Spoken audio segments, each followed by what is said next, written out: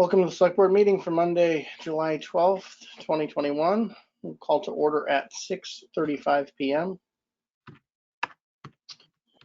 Reminder, all content is being recorded. We use a product called GoToWebinar for these meetings. You can join in listen-only mode via phone or in an interactive mode via mobile device or computer. You can ask questions by raising your hand or entering them in the question box, and we will attempt to take questions as time allows and at the discretion of the chair. All questions also become part of the record. Without further ado, move on to the agenda. First item of business is discussion regarding town response to COVID-19. Welcome, Scott. Glad to have you back on with us. My pleasure. Brian, I don't think there's any new state or federal updates here. Obviously, I'm sure people have seen in the news or some other. Go ahead, Brian. I was just saying you're correct. Nothing on the federal or state. Okay.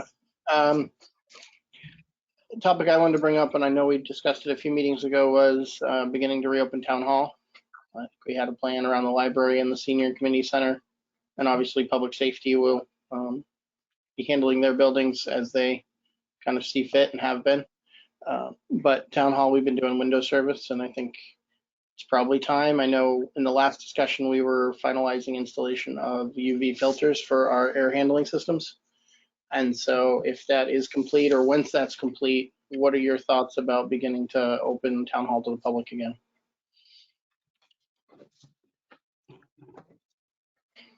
Were you asking me directly or the board? Yes. I was asking the board, but obviously we would like your input too from the, from town hall and from yourself. Yeah, I would like to hear from you, Brian, just from somebody who's in there every day, what you think about it. For me to sit at home that doesn't work in the building and stops in once in a while, it's easy to say open it up and bring everybody back in, but I'm not there every day. Right. All of the staff members we're almost completely back to 100% staffing. There's a few members who have transitioned to remote work, and the changes make sense for the way that they're operating. So part of their work will continue to be remotely conducted, and then they'll come in on a day or two. This is mostly our part-time staff. They'll come in to conduct the procedures that they were doing that didn't involve interacting with the public directly. But any of our public-facing staff members are back in the office, working amongst themselves. We made that switch about 3 to 4 weeks ago, and that's been going okay.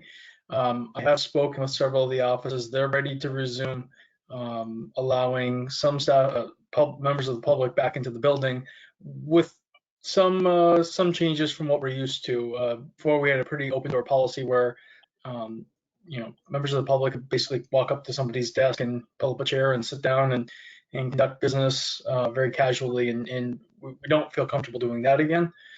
So as long as we have maybe some taped off areas that make it very clear where the public is allowed to be, there's some separation from the staff members and the public. They felt generally okay with that. We have the plexiglass dividers for the staff members who would like that barrier.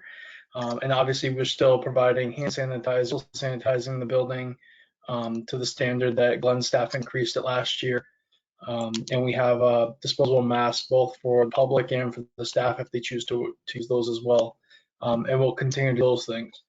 The one thing that has changed in terms of a request, the offices that are staffing Monday evenings, where the Board of Assessors, the Select Board, Town Clerk's office, and the Tax Collector's office. The Town Clerk, the Tax Collector, and the Assessors have come to me and said that they don't foresee reopening Monday evening. They have not been asked for those services. They've been able to accommodate the citizens in other means, either electronically or through appointments or through their daytime hours. So those offices are not intending to reopen for Monday evenings. If you all wanted to reopen for Monday evenings for your office, I think it would be a little challenging right now while you are conducting your business online. to be in town hall, manning the building and trying to conduct business. That would be very challenging for our office to do that. And if you return to in person, if you were having meetings, say at the senior community center or the library, that would also be very challenging to keep town hall open. So I guess my recommendation to you all, if you're ready to talk about reopening the building, Monday evenings, I would probably encourage you to hold off on until we have a better sense of what the other offices are doing, knowing where those the other offices have stated their issue right now or stated their position. Fridays are typically myself and the town accountant doing office work and paperwork for the other offices, our offices functions. So I guess in terms of reopening, I would encourage you to think about 2 to 3 days, Monday through Thursday, that you would like to see town hall open, knowing that most of your staff are available in the other offices as well on Mondays, Tuesdays, and Thursdays. That typically those are our heaviest days in terms of staffing. The only other thing I will add, the UV filtration system that we were putting in all the buildings has been installed at all of the buildings except for town hall. We're waiting on some parts. Glenn's working with the vendor. That's town hall's the last building to be done. All the other buildings are all set. Is there a time frame from that vendor? We were waiting for an update, and I know that Glenn spoke with him this afternoon, and I believe they will have an update again tomorrow. Brian, can you explain exactly what the UV filtration system will do? As long as you accept my elementary understanding of it. Sure, yeah. It emits a radiation. Obviously, UV is a form of ultraviolet light, and it emits that radiation to the air particles that are coming through the system. And so it's one more layer of filtration as the air is coming through our AC systems. It's going through the filters that already exist in the systems. And then it has this additional sterilization, if you will. It is effective, or it's been demonstrated to be effective at the federal level against viruses and similar contagions. It's housed within the devices. This is not something that's exposed to the work environment. It's within the device. So it's only for air that's being sucked into the system and filtered through. So it doesn't pose a risk to the visitors. It doesn't pose a risk to the staff. But it's only effective if air is being pulled through the system and circulated. So for instance, at the town hall, only the AC system runs through this. We have forced hot water for our heating system. So we're going to have to use desktop units and other filtration systems when we get to the fall and the winter.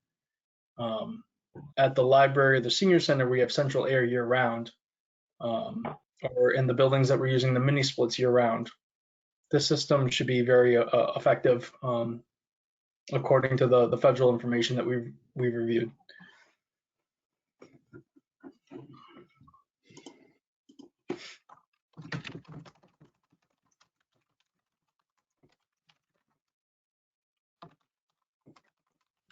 So I just brought it up, and I think kind of in the same direction of what Brian said about, we've had the window service, do we move to maybe even still limited hours, but maybe Monday, Tuesday, and Thursday open to the public, obviously with the same, with whatever level of protections, each office would like to have with, tax collectors has an advantage with having a counter service in the building kind of thing. But, we have the barriers, we have those sorts of things. At this point, my feeling about evenings is, we'd leave those off and we can gauge public feedback on that. And if there's a, overwhelming interest in it, we can discuss how do we serve that again in the future. Same thing with Fridays. We'd already limited hours, and we're one of the few town halls that had 5-day-week service before COVID. And I think at times it puts a strain on the ability of all the offices to do the work beyond, the public interaction. So, but I also think personally that, we're seeing a big move towards reopening at some degree, right? And I'm not saying go back to full 4 or 5 days a week, but maybe we we move away from the window service, that takes an amount of work too, just to man that.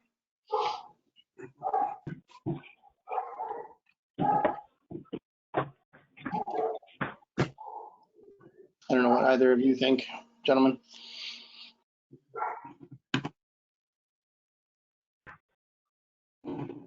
Well, like I said when I opened up, I'm, whatever open hours you can get to give accessibility that doesn't require somebody to man that window and be tied to that. But then the precautions that Brian was talking about, I'd be fine with opening up. Just enough hours to make sure that public has access, and staff still has the ability to, keep distance as needed.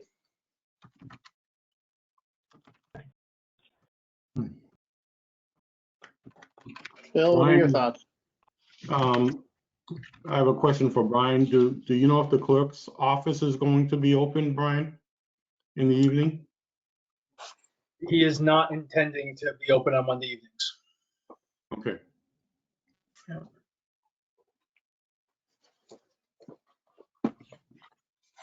Well, I guess as I move around Franklin County in the last few weeks since the emergency has been lifted,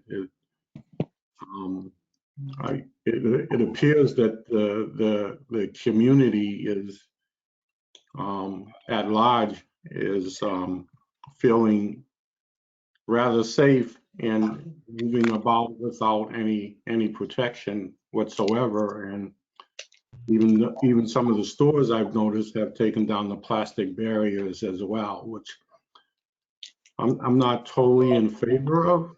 I think more in favor of a gradual opening, 1 to 2 days to start, and to still take people in either by appointment or at least recording who's come into the building.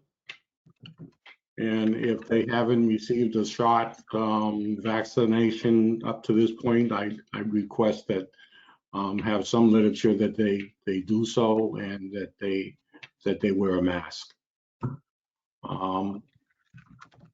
I suppose those offices who are, Brian indicated we have plexiglass. Has anyone shown any interest to want to put that up? Brian? I know originally the tax collector's office, and they have a modified window with some Right. existing glass. They had expressed interest in wanting to do that. I need to revisit that topic with the other offices that have a counter where people would stop and conduct business. And then I have some other individuals, again, they don't interact with the public on a regular basis. So their office has been more in having a conversation about, do we designate a specific area that's not their desk where the public, if the public came in to conduct business, they would stay in a specific space. So if there was a shared meeting table, for instance, that was designated as a space to sit down and do paperwork. So each office is set up just a little bit differently, and it's a little more case by case. But yes, we have all of the barriers and the items that we need to set up each person's space safely. So the supplies are already in-house. So how quickly can we set that up for those individuals? We could do it this week, next week, whenever you all said that you would be ready to announce open days. The only thing I'm waiting on is the UV filters, and that's something beyond all of our control in terms of when those parts will be received. And once they're received, I'm sure the vendor will get us scheduled for installation.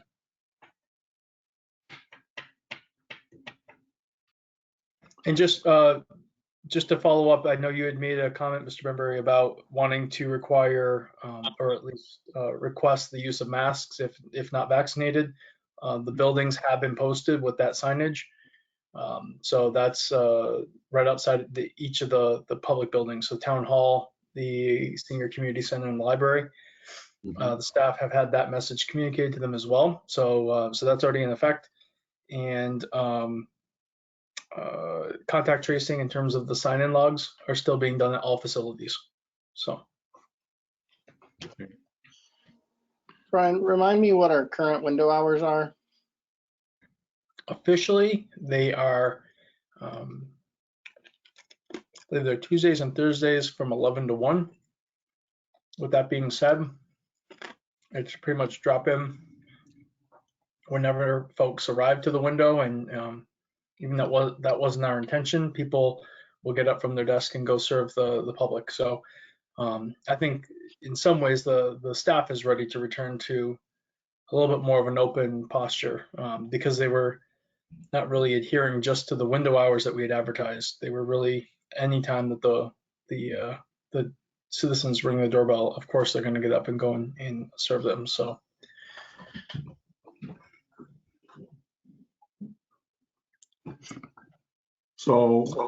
how about making, if Tuesdays and Thursdays are already open 11 to 1,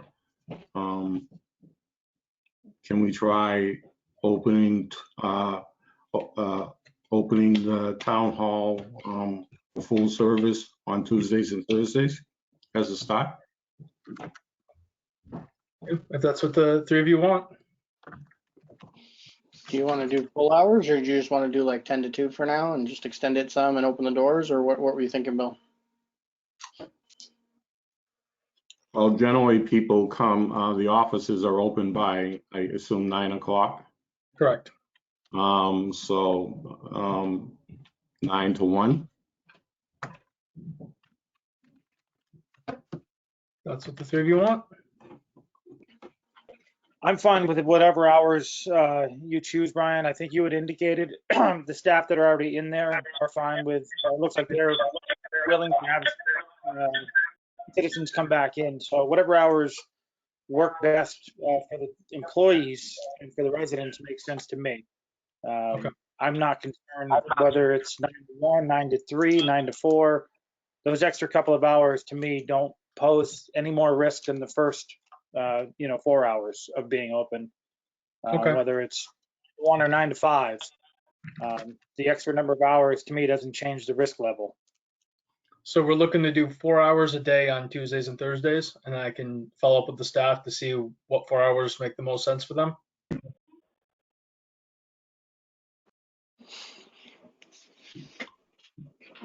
I'm kind of thinking about people who are getting off work or who Sure. are working and can't come in during the early morning hours, possibly because they're at work or in transit to work already. So how do they make available? How do we make available for that short period of time? Or is there a need to do that? It's a good question. I mean, I think if we could rewind time a year ago, I think we all would have assumed that there would have been a demand for more of those services for folks in terms of accommodations, when office hours would be open and when they could make appointments. In practice, what we've come to find is that the citizens have been able to conduct nearly all of their business either remotely or through communications with the relevant office without open appointments. So I think us returning to having open door hours like we were accustomed to is our attempt to head back towards a version of normalcy that we used to sort of operate under. In terms of demands from the public, nobody's been demanding that service. I think we feel ready to start venturing in that space, but nobody's been asking or demanding those late evening hours when we would typically assume people would be out of work and available to conduct business. With all of that being said, I do think we need to continue to look at how we offer services to the residents, and if we can expand online offerings to be more convenient for folks, if we can find more ways to make things electronically available to folks. There will always be things that have to be done in person. They have to be hard copied or original signatures, and those things we will always have to make available to the citizens in person. And so that will never change. But the more we can make things more convenient for the citizens, I think is worth our time and energy to evaluate. And so I know the staff is looking maybe at more suggestions to bring forward this year on how we can continue to automate things and make those things a little more readily available to the citizens. But no citizen has been sort of demanding a specific time or day that we should be open or available. So I really do think it's up to the three of you ultimately and those offices to sort of come up with how you want us to start, knowing that we're probably going to expand as long as everything continues to be safe.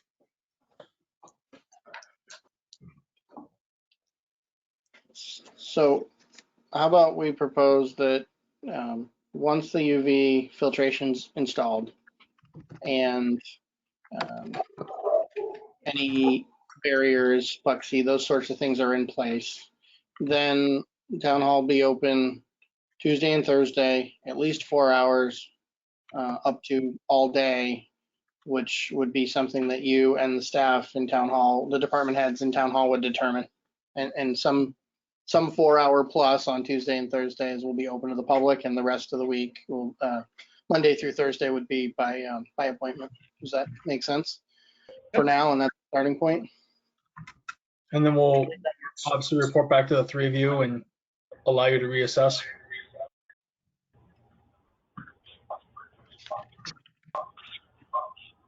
That would work for me. I'm fine with that. Okay, then we'll, yeah, you can give us feedback, let us know when it's gonna kick off, once everything's in place, and then give us some feedback, you know, as time passes on how that's going and if there's a need or a request to increase. Absolutely. Last question, Brian. We're going to be continuing remote for a while. Do the other offices who are having meetings, do they have the ability to continue remotely as well? Yes. So we have renewed all of the licenses that make the online platform possible. So the boards and commissions have access to that. Some boards want to continue to meet online. Some have decided that they would like to resume in-person meetings and I've made it clear that they have to resume all of the open meeting law requirements. So they have to make sure that the facility and meeting space is appropriate for a public meeting. Has to be obviously duly posted the way it needs to. And as long as they're being safe in terms of social distancing and the other precautions that have been recommended over the last several months. So we have some folks who are starting to return to in-person meetings. It's been very sparse in general with the sort of the holidays and then the summer season with vacations. We haven't seen a ton of meetings, but we can continue to accommodate both. What I have not been able to do is figure out how to do both at the same time. How can we do an in-person meeting with some members maybe remotely and or the public remotely? We're still trying to figure out those logistics because I have had a few requests for that. And I know that that's something that the two of you previously had discussed, wanting to see if we can figure out a version of that. A couple other boards have asked that, and we don't have that capacity yet. And We'll bring that. Go ahead, Mo.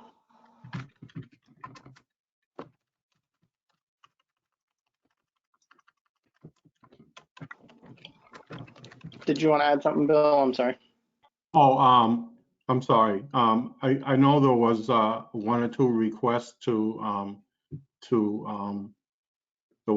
put forward, requesting the ability to be able to continue to work remotely for some hours. Is that still out there? And are those folks who have requested that, are they still interested in that process?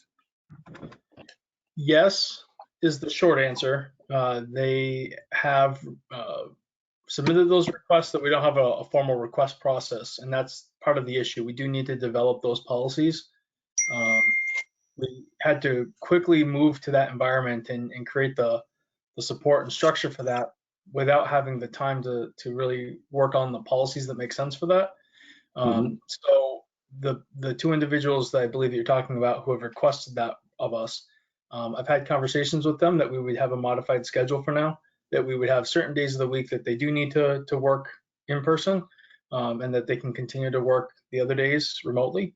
but that the board still has to finalize that policy. And obviously that approval is contingent on whatever the three of you decide as a formal remote work policy.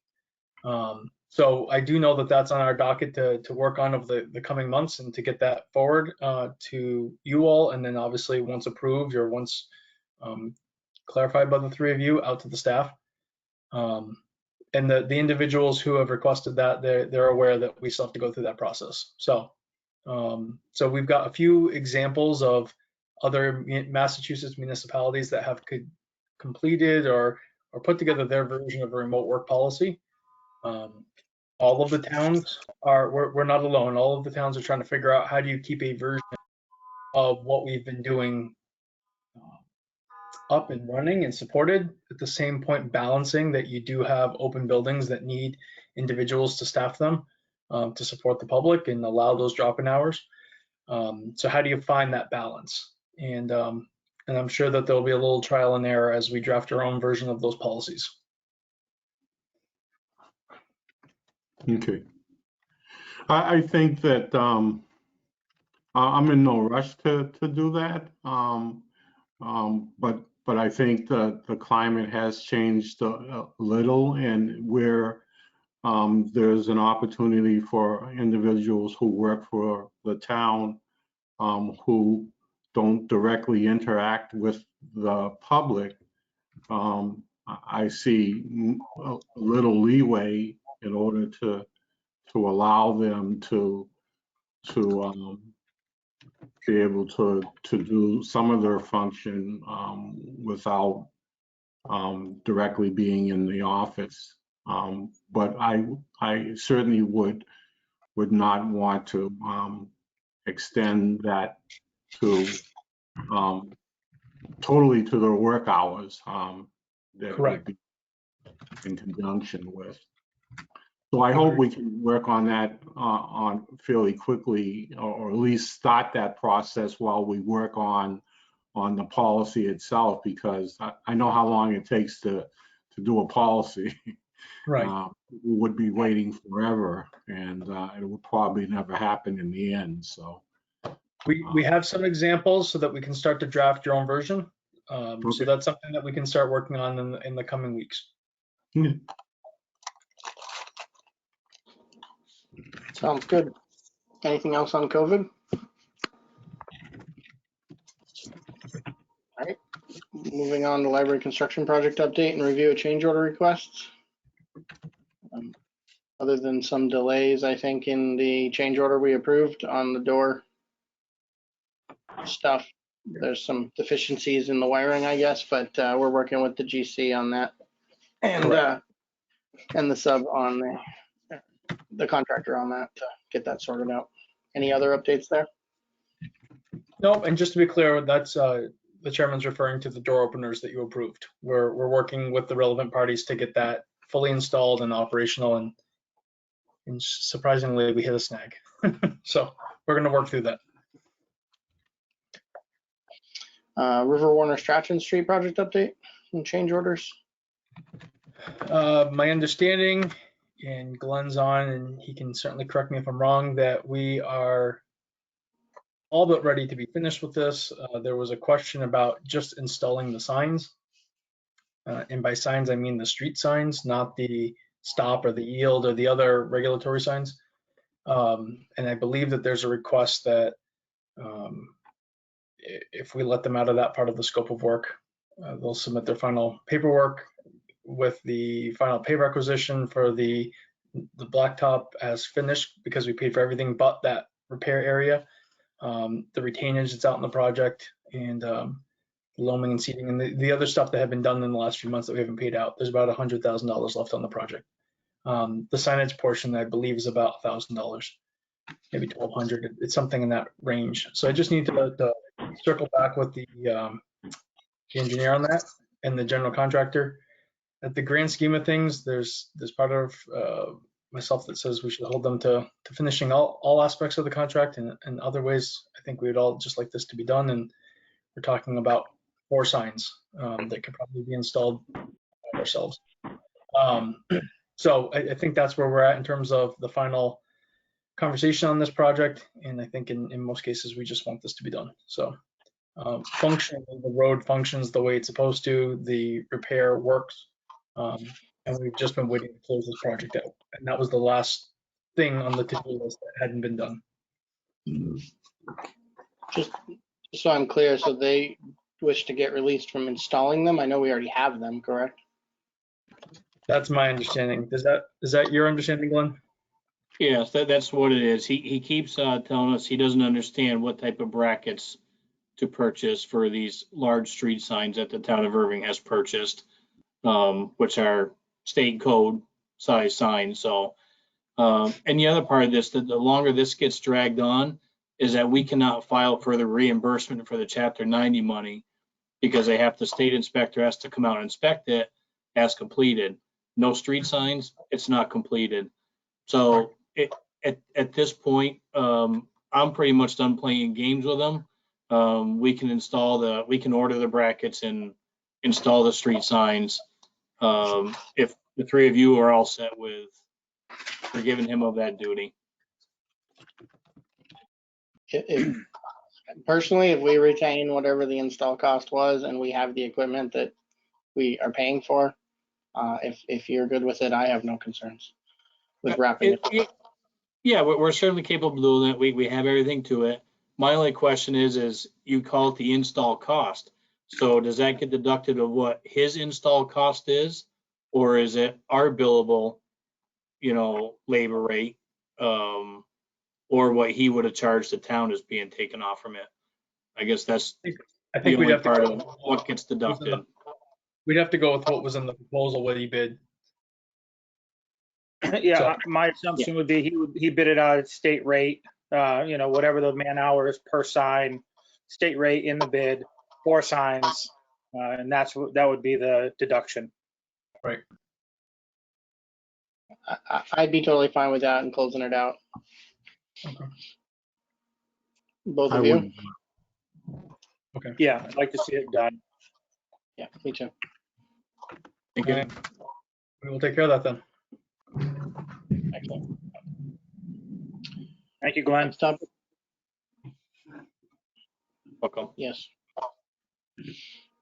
Review of former graded school request for proposal procurement draft. So I don't believe we have that in there. There wasn't a new document to put in there. The questions that we posed a few weeks ago are still the questions that we're asking. There was a memo in there for the IP mill. Mariah had compiled a lot of the project information to date, just to remind you all of where we've been on this journey for the last several years. But it's still those same questions that I posed to you a few weeks ago about what goals you may have and how you think you want to proceed. I guess my question to my peers here would be, do you want to try to address both of these, or would you rather let's dive into the IP mill one first, talk through that, and then dive into the graded school more next meeting or something of that sort? Because there's a lot to both of them. There's a lot to both of them. There's some nuances that make them long conversations. I think overarching though, the questions that you have, in the packet, the questions to answer are very similar for both projects. What do we want to do with the property? Do we want to sell it, lease it? All are the restrictions? What process are we going to go through our RFP? Those questions are, if we tackle those questions simultaneously for both buildings, at least that gives us, we know where we're going for all of them, or for both of them. Personally, I have no interest in leasing any of the properties. I would like to see them sold. The return on investment to lease something over the years as a town doesn't make any sense. We should not be property landlords. Well, Go ahead. if I may interject, Scott, why don't we go down the list of questions one by one, if that works for you as well, Bill, and we'll kind of give our thoughts and hopefully come to a consensus on each question for each building. And Brian, hopefully that's reasonable for you to take notes on as we go. And then, and I think Mariah's here too if we have questions. Absolutely. that And works for then, me. let us know if we're missing something, but I think we can, I agree with what Scott said. So question one, do we want to sell or lease? And I would say, so Scott, you said already, I'm assuming on both, you'd rather see sell than lease. And Correct. I feel the same way on both. And I feel the same way on both. Okay, question one, sell. Question two, restrictions for use on the property. So I do feel like we do need to put restrictions in place personally on both properties potentially, but especially on the IP mill, as terms of the sale. Okay, I don't mind jumping in first. The IP mill, I think I'm more interested in commercial use of the property as opposed to any type of residential. And on the school, I'm not interested in so much commercial. My concern would be that if something went in there commercially, it would have to be, I don't know if the area is zoned commercial residential. PV. With, but I would be probably much more interested in maintaining the residential aspect of the neighborhood. So I would not want to put a commercial building inside of a residential area. So that would be my split there. Just for the context of the conversation that you all are having, both properties are in the CV zone. So that is your most relaxed or your most commercial friendly zone for both properties within the town. So they're both zoned. They could be commercial in terms of the restrictions the three of you put on these properties. That's totally up to the three of you. So what you can put, you don't have to restrict a specific use if you don't want to, but you could structure an RFP that gives higher preference to one use over another. So say the IP mill had a proposal that was mixed commercial and residential, we probably wouldn't want to restrict it to say absolutely no residential. But the higher the commercial activity may rank that proposal higher than a fully residential one. And that may be how you get to what is the most advantageous proposal. If the three of you were adamant that the graded school building should only be residential, well, then you may restrict it for that, residential use only. We would just want to be careful in our wording because say you could get 4 or 5 units out of that property, even if it was all residential use, that may be considered a commercial property because it's got a multi-use to it. So we just want to make sure that we craft that restriction correctly so that we don't limit a potential developer who may want to put 4 or 5 apartments in there from being able. 1 to 4 is still residential. 5 or more become commercial. Okay, there you go. Bill, I'll just jump in. Bill, I tend to agree with you on both of those. I would like to see more commercial or industrial, use of the IP and leaning more towards residential. I'm not for the school. I'm not saying that the graded school should not have any commercial use. I'm just saying I would prefer to see residential. So I like what Brian, how he put emphasis on. You can take all the bids and we can rate them with preferences and see which one fits, what we would like to see best as a town. But I agree with you. I was leaning towards residential from the graded school and commercial/industrial for the IP mill. Yeah, I agree with that, and I like Brian's suggestion on how to be careful in wording that, because I don't want to rule out to the exclusion of not having residential at all. But I would still be, what is that other piece, and what does it look like? And so, but the preference would still be residential. Yeah. Okay. If I could jump back in, I know one of the questions for the examples of restrictions, and if I remember correctly, a couple years ago when we were talking about this was demolition of various buildings from the Right. IP. And I know we were talking about those based on the town doing that work in conjunction with a private investor to say, what is the most advantageous to make this property useful and sellable? I personally don't, if an investor says, I want to level the whole thing and I want to rebuild, basically want to buy the land and I want to level the entire thing, I have no use for building 2 or building 8, like we were talking about saving Right. before. And an investor walks in and says, I want it all gone, I want a clean slate, and I want 2 brand new buildings and I'm going to build them, and is happy with making that investment. I see no issue with saving those buildings just for the sake of saving them. But that's just my 2 cents on that building. And I'm somebody who loves older buildings and loves historical buildings. I just don't know if the value is in those to try and hold off for an investor that wants to work within the confines of keeping that building and building 2 specifically. Well, we're on the same page. I actually agree. I haven't been down there numerous times in the last 10 or 15 years.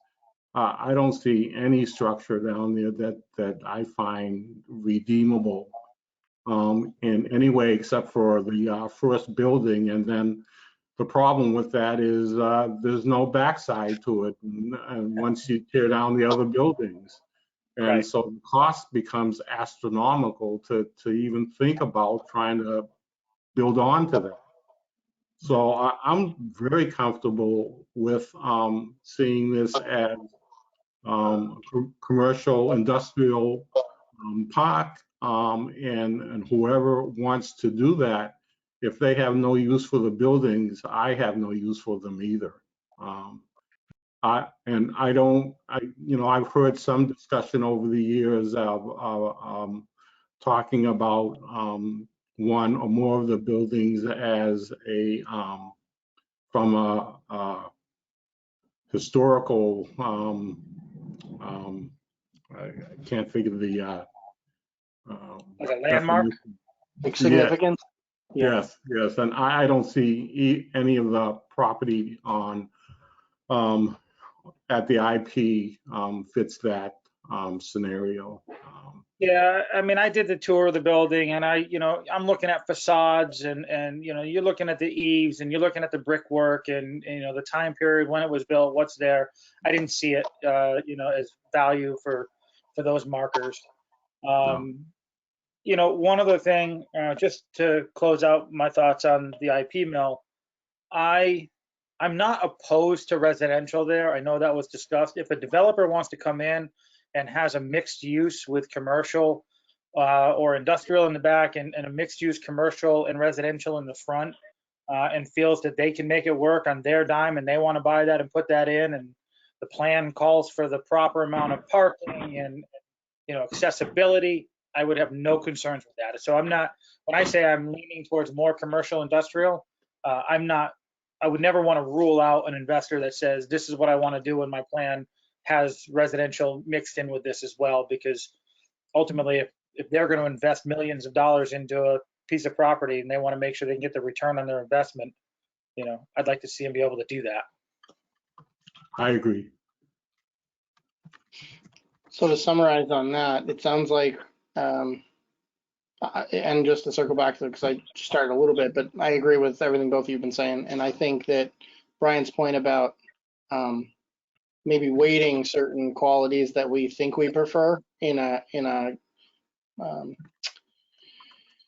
rubric on how we, pick the best proposal makes sense to me without ruling out other options. And so I think if I heard everyone to summarize, around the IP mill, we generally would have a preference towards commercial industrial, but that's not to exclude other or multi-use.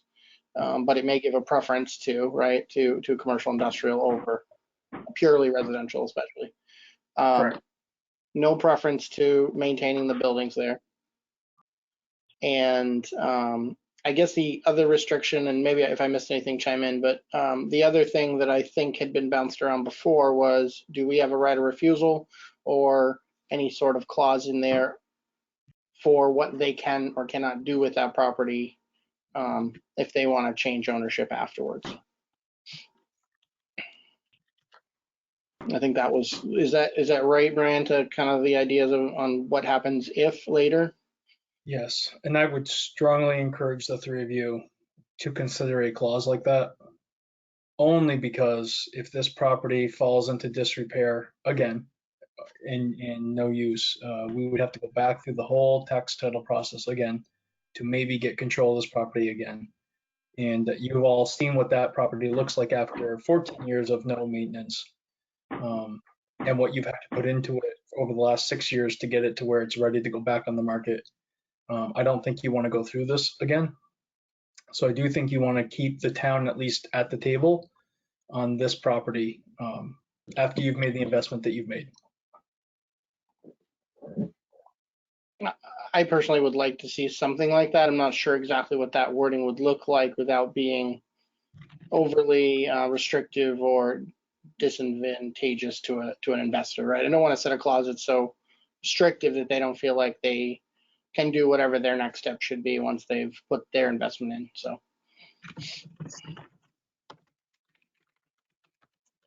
I agree. I don't know what that looks like either, and I would have to have more information, but I am in favor of protecting trying to protect our investment, and I certainly don't want to see what happened again with the IP where the business walks away and leaves it with on the condition that we can't touch it or do anything to it, and they just write it off. Exactly. Don't want to see that happen again. Two more things along that train of thought for the three of you to consider would be, it would be my recommendation, if you have a successful procurement, that you structure the procurement in a manner that says the purchase and sale of the property is not final until certain criterion are met, such as the financing's in place, building permits have been applied for and secured. There's certain things ready to go that goes along with fulfilling the vision for the property. Understanding that it's specifically the IP mill, a complex property, it could take years to see a vision all the way through. But you wouldn't want to sign a purchase and sale agreement on day one, and then 3 years have gone by and the work hasn't been done yet. So I do think you want to keep some pressure on whomever obtains this property to make sure that they're finally ready to launch the project when you sign over full rights of access to that property. What did the second thought go? In terms of a qualitative requirement, you may decide to rank a proposal more advantageous if they have a proven track record of certain projects of this complexity and size, financing certain projects of this complexity and size, and a track record of working with the host municipality. Not all mills end up in the hands of the town, many do from our experience, but I think you would want to see a proven track record from a developer where they have successfully partnered with whatever municipality is involved in the redevelopment of a site like this, so that we know that you've got somebody who's going to be a partner as opposed to somebody who doesn't want to collaborate with the town to see this through to fruition. So those are just some qualitative requirements or qualitative pieces of the rubric you may want to consider putting in when you're grading if something's more advantageous.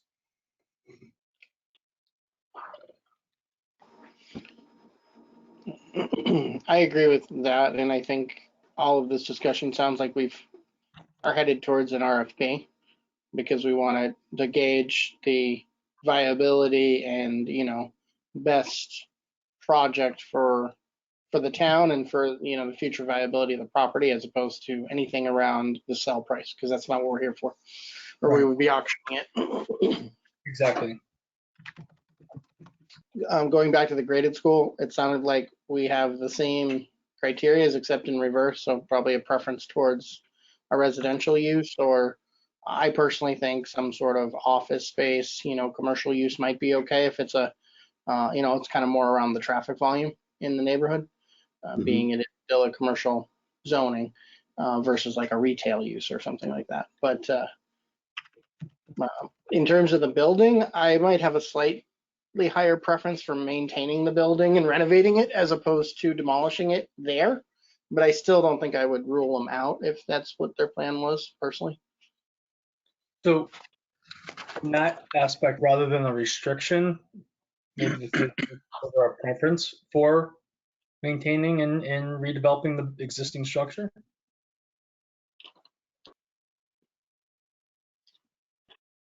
That's where I'm thinking. No. I would be leaning. So I would absolutely agree with that. When I was saying about buildings 2 and 8 on the IP mill, I do not feel the same way about the graded school. I believe that building does have an architectural value to remain the way it is and get renovated and repurposed. And I think most investors, when you throw out names like the Zacchio brothers, and they're doing properties like this, those type of investors, they want that facade. It adds the character to the residential buildings if that's what they're doing. They typically aren't demolishing them and redoing them. Okay. But I also think that's still, again, an RFP process is what Yes. we'd be looking for on that building as well. Okay. I see your, one of your questions here is, or comments here is, an appraisal, current appraisal. I guess I'm not against doing one, but if our goal really isn't about the money and it's about the future use and the fit for the town, I know that's your favorite word, but how it fits into the vision and future of that neighborhood and the area and our taxes and things like that. I don't know that spending money on getting a current appraised value adds anything to our process. It may not do anything to your process. I am going to assume that both projects have a value of more than $35,000. So that's the only threshold that decides what process I need to follow. So from that standpoint, we're going to go with the higher threshold because I believe both of them have a value of over 35. With that being said, when you're done with this procurement, you can sell it for $1. That's up to you. That's completely the discretion of the three of you. I still have the town has a legal requirement to publish in the central register what the value of the property was and what we sold it for. And if we sold it for less than its value, fine, but I have to give an explanation as to why we did what we did. And maybe it's our policy goals were what was important, and that's a significant enough of a reason. So it's not right or wrong. It's the process we have to go through. So the IP mill, I know that Mariah put in the most recent memo, what the last assessed value is for that property. The graded school has been yours since 1924. So I don't know that we've ever had it appraised truly. So I don't know what its value is. I'm assuming it's a few $100,000, but I don't know how much it's truly valued. So if I summarize that, what you just said is we got to appraise it either way because we have to publish the appraised value if we sell it, regardless of whether we actually use that in our determination. Correct. So then I guess we need to appraise them. I guess that answers the question. Correct. We need it legally anyways. The standard is it has to be a valuation method that's commonly accepted. So if you had a current assessed value from the assessing office, that would be, as long as it's up to date and it's current, that would be acceptable. Yeah, so I think using that for the IP mill, because we have one of those, makes sense, and that can be a costly appraisal to hire somebody out to appraise that building, being as substantial as it is. But the graded school, we don't have one, not for the last 100 years. So, hiring somebody out to do that one, $1,000 or whatever the going rate is now for an appraisal, of that style of building, worth it. Okay. I agree. I'm comfortable with the assessor's office value of the IP, and we don't have one for the school. So that clearly needs to have an assessment. Okay. I think another question that was proposed was, well, in addition, do we want to apply for some technical assistance with writing the RFPs, which I'm fine with, especially if the email sounds complicated. But there was a question on whether we'd want to do a request for information first, an RFI, which might be shorter, and give us an idea on, as I understood it, investors who might be interested in doing something with those properties and what their thoughts are. Is that correct, Brian? So yes, the RFI is a tool. It can be used to gauge true interest in the project. The goal is to make sure that we don't have a failed procurement. And I'm realizing I'm free going, so can you all hear me okay? Yes. In and out. Everything's freezing on my end, so. In terms of the RFI, you can structure it as restrictive as you want. So some towns will create an RFI. It's limited in scope. It's really trying to assess interest, but it may be used as the eligibility criteria to the RFP process. So you may structure it in a way that says if you didn't respond to the RFI, you're no longer eligible to respond to the RFP. You have to do both. I don't know that we want to do that, but you may want to do that. I think the way that Mariah and I were thinking about this, and Mariah's on the call, so she can correct me if she thinks differently. If somebody, we have all these anecdotal stories and express interest from all of these different developers, when all is said and we really don't know exactly what any of them would really want to do through the project. We don't know what their capacity is in terms of other similar sized projects and complexities. We don't know if their financial means really meet what would be required to take these projects to fruition. And we also don't really know what they would do with the property. I mean, we've had some, again, just very anecdotal conversations that we could convey to you, but it doesn't really give you an expressed set of programmatic maybe goals to maybe put into an RFP. So the thought was that we got response to that RFI, we could review them with three of you. That may inform that rubric that we just talked about drafting. That may put some fine points on things that you really want to make more advantageous based on the response you got through the RFI process. Or it may come back and say, the goals that you've stated are so far off, don't further refine those. Instead, maybe look at this set of goals that maybe we weren't putting much focus on. I know we all want commercial and we all want jobs there. And I'm hoping that we get a proposal that matches that. What if one of the big pushes really is just housing, and they come back and they say, not only do we want housing, but we also want it to be historic tax credit eligible. So therefore we do want to refurbish most of the buildings. We don't really have a really strong sense of any of those points. And the thought was maybe the RFI process would give us maybe just a stronger sense of where to really refine that rubric if we went the RFP route. It wouldn't make sense to do the RFI at all unless you're going to do an RFP. If you're just going to auction this building off to the highest bidder, we should save everybody the paperwork. So now the three of you have agreed that we're going to go the RFP route. The RFI is just maybe one more step in clarifying what may be a viable procurement.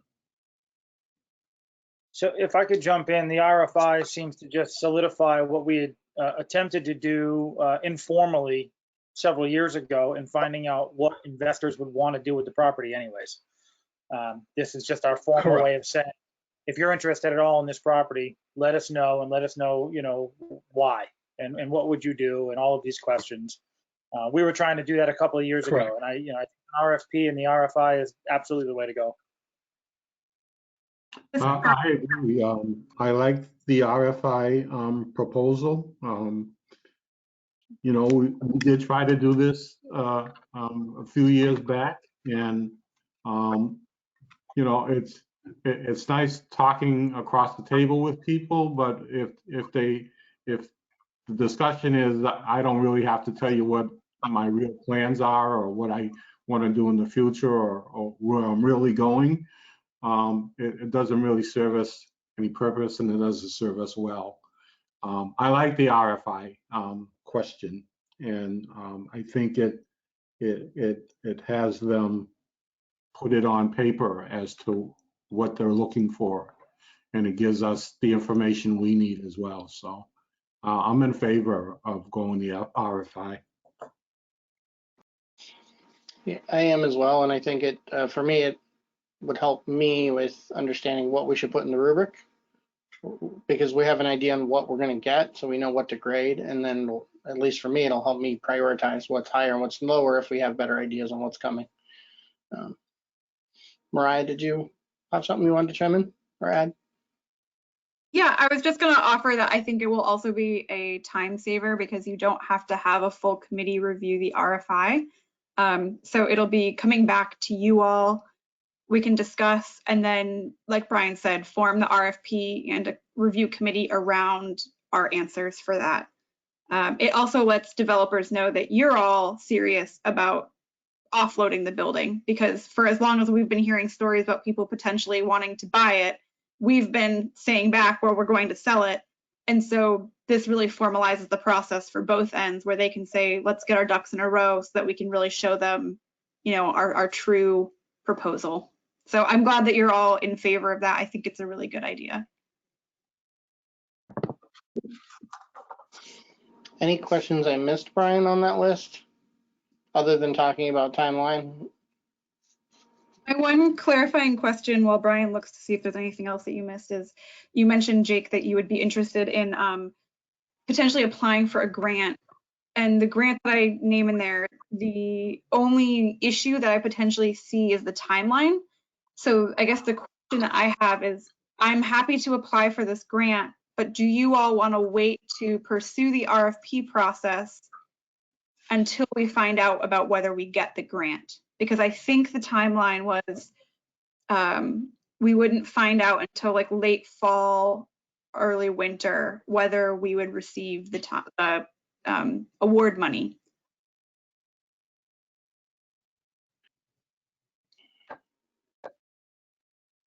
That's a great question. I mean, part of me says I don't want to delay it, but part of me says we've taken a long time to get here. A little more time, if it makes sense, isn't the end of the world. But I guess my first question would be, can we work through the RFI? I mean, obviously we had plans to do this with in-house efforts, so you know, it'd only be an advantage if we had technical assistance as well. But could we work through the RFI, and then when it was time to actually get to the more detailed RFP, actually know at that point and potentially have the assistance then? Does that work in that timeline or no? I think that it would. I think that's a good idea. The timeline that Brian and I kind of drew out amongst the two of us was that we would release the RFP in the late fall, early winter. And so maybe we just wait to see if we get the money. We have a very vague rough draft right now. So we would have that on hand anyways, which if we did get the funding and we had a consultant helping us, we could hand them that draft and say, we've done this work with the RFI. Here's the answers we've gotten. Here's how, you know, the public and the select board feels about them. Can you help us take all this information and really finalize the RFP? And if we don't get it, then we do that process ourselves, and you know, we release it in, you know, midwinter.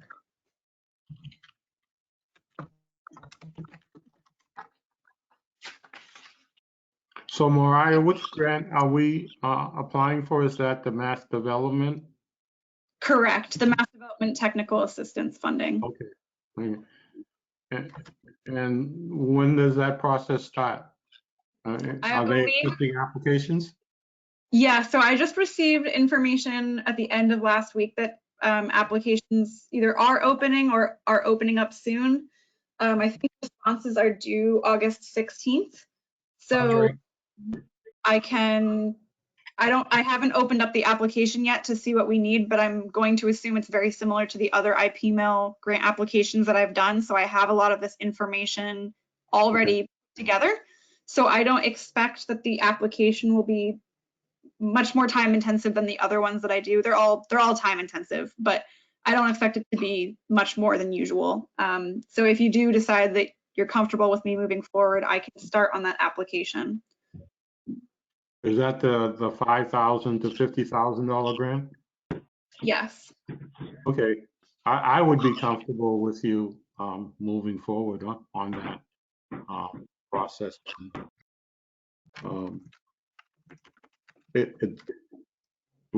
I agree with Chairman Smith that we spent a lot of time trying to make this project work, and a few more months isn't going to make or break it. So I'd rather take the true and good way to get at the best results than try to jump ahead if we don't have to. Sure. I think you're Can we muted. apply- I am, thanks. Yeah, about 2 words out and realized it. Can we apply for both at the same time in the same grant, both buildings? Or do they need to be separate projects, and I guess, was this timeline meant to reflect doing both simultaneously? From you and Brian, and Brian. I had only, to be honest, I had only thought of it from the IPML perspective. I hadn't really thought of applying it to the school, only because that seems a little bit more straightforward than the process that we've been through. But I can see if we can apply for both. Realistically, I think that we are much more likely to get funding for the IPML just because of all of the work that we've put into trying to redevelop it. In our grant applications, that often shows up as a very positive thing, that the town has been very proactive in doing work there. So I can see if we can apply for both. I would definitely say that we should apply, or I would say if we're going to apply, it should definitely be for the IPML, maybe for the school. Right. I agree with you. It's definitely a whole different scale project, and if we were prioritizing, I think you've got it right, so. I think the only other question that I posed to you all that I don't think we've discussed yet is whether or not you have a minimum price that you want for any of this. When you conduct an RFP process, you can set a floor that proposals need to come in at least this amount. And so it wouldn't be a bad idea, especially if we're doing an RFI for the IPML, to say if this project had a floor of X amount of dollars, does that impact your firm's interest or ability to see this project through? I don't know the answer to that question, but I would note that you all have spent a lot of resources, both in labor, time, board and secure. This has definitely been something that you and the taxpayers have put a lot of attention to over the last 6 years. And so I don't think it's unreasonable to say that $1 is overpriced. But I also understand that the bigger goal, the programmatic goal, is to get this property back to productive use. So you don't want to make a purchase price that's going to make this undesirable. So it's not an easy question to give you guidance on, but I don't think you should, as a town, just say we're going to give it for $1 and that's all we care about. I know Mariah and I know this is only anecdotally, have had a few conversations with other people, and most recently we sort of just posed that question.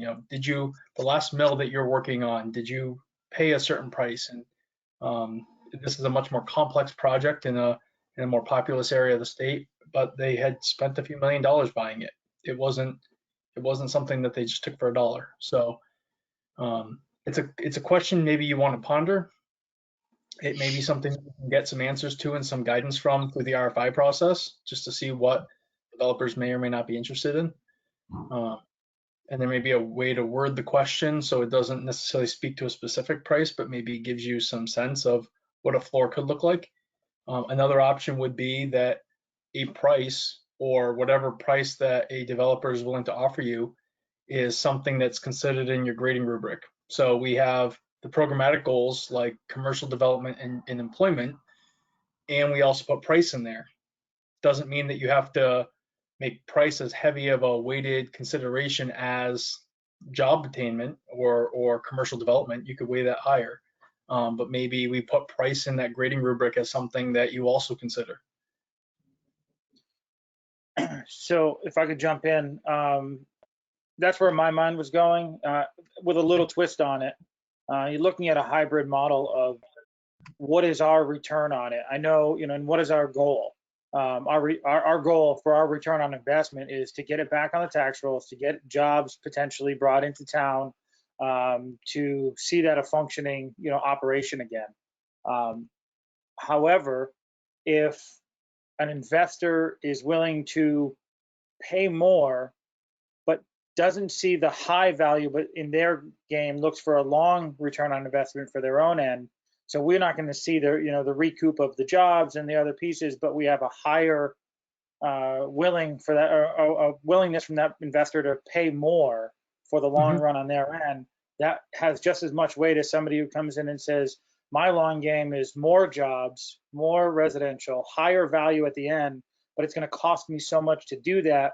I'm only willing to pay $1. So that goes into the rubric. So I don't think either one.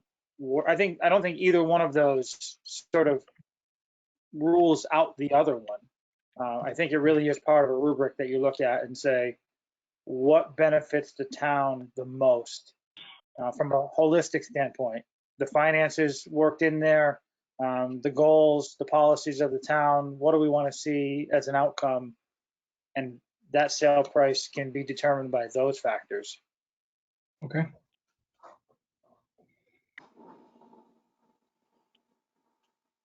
Yeah, I agree with you, Scott, and I think the same.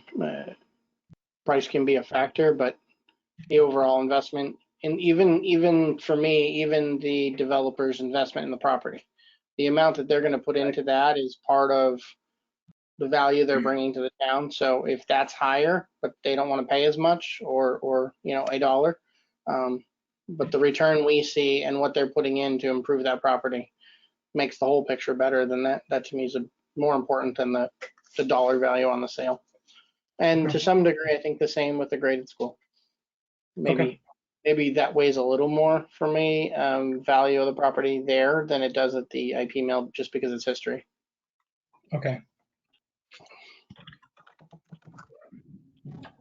Yeah, I agree. And I look at the graded school more of a real estate business transaction, because we're leaning towards a residential. So to me, that is, it's more of just a real estate investment transaction sale, as opposed to the IP mill, which is a completely different project. Okay. I agree with both. The three of you are making this easy. Okay. That's the goal, Brian. Brian, I do have one question. On page 1, it talks about separating the 5 to 6 acres of developable land from the rest of the 43 acres. Is that still something that we want to do? Yes and no. So absolutely, I think you want to preserve, or at least that was our intention. So unless the three of you have changed your mind, our intention was to preserve the steep embankment that heads over to the sludge dump that we own, and to protect the riverbank. The acreage that Mariah is referring to is taking just what has the built environment on it, plus the frontage to Prospect Street and Route 2 and Paper Mill Road. That section would be all made available, and then the remaining acres would all be preserved as town property. Our initial thought was to do that up front and to just make sure that it's already subdivided and nice and clean and ready for sale. There's other ways to get that done. So she's submitted the grant applications. If that comes through to help us with that, we can try to get that done before the property finally sells. If it hasn't occurred prior to you conducting this RFI process or the RFP process, there's nothing saying that we can't be really explicitly clear that our intention is 6.5 acres and be very clear about what that would look like, and that to be finalized with a survey that both the buyer and the select board have agreed to the bounds on, and with the stated goal that we're protecting the riverbank and that back portion of the property that has no development use. I definitely think it needs to be done again, unless the three of you have changed your mind on that piece. But does it have to happen first? I think we've come to learn that maybe some people who are really accustomed to doing these very complex projects and working with towns, they're willing to work right alongside us and may not be concerned about not having that subdivided in advance, as long as all the documents are really clear about what the intention was. So, no, that was a convoluted answer, but hopefully that helped. That answer actually really worked for me, so. Okay. thank Good. you. This is Mariah. Oh, I'll just add in that I believe that the one-stop grant announcements for whether we get the award will happen in late fall. So around the same time that the other grant application may be announced, I think we'll find out about this. So if the plan ends up being to have the RFP released in, say, January or February, we'll have all of this information in hand as we make that decision. I know, and this doesn't change anything. It's just a question that I would have for the assessment of the property. The 1.4, roughly 1.4 assessment, is that for the entire 50 acres? Yes, most of the land, my understanding, is identified as not developable. I will double check that one more time with the assessor's office, but most of that is the built environment. But I'll double check on, can we parse that out? So the, Right, and go ahead. no, go ahead, Mariah. The assessment that Jackie sent over to me when I was working on the one-stop grant was actually split out into 4 different pages, and it had different numbers for just the land, buildings. It might have had some of the buildings separated out. I'm not totally sure off the top of my head. The number for just the land was much, much smaller than the buildings. Okay, so that 1.4 is the estimate for the 5 to 6 acres and developable land and buildings that are currently there.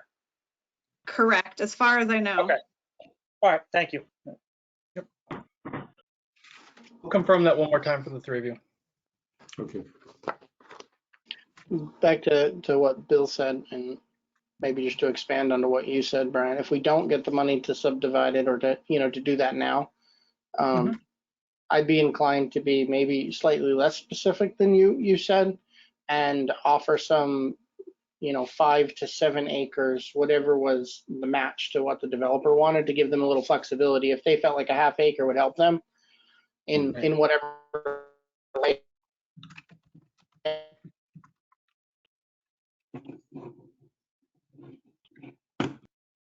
Yeah, I think we're all freezing up a little bit. This Monday is not quitting. I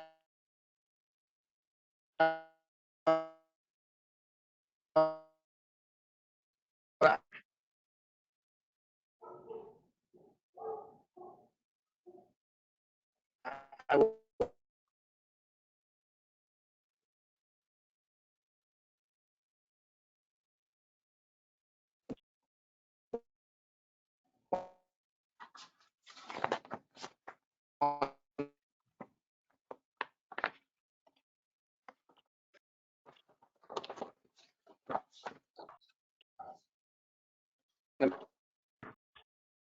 be flexible to that.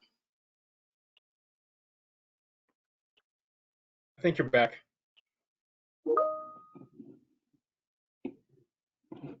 I don't know if it's me freezing or somebody else. I'm having a hard time hearing anybody. I didn't say anything. I was listening to, I think Jake was talking, but I couldn't see any of it. yeah. I'm seeing if he's back.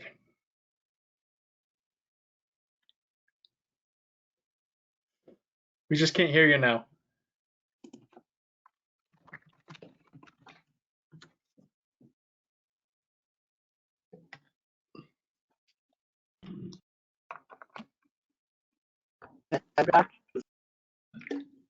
Sort of. It's a little broken. I'm sure. So solid.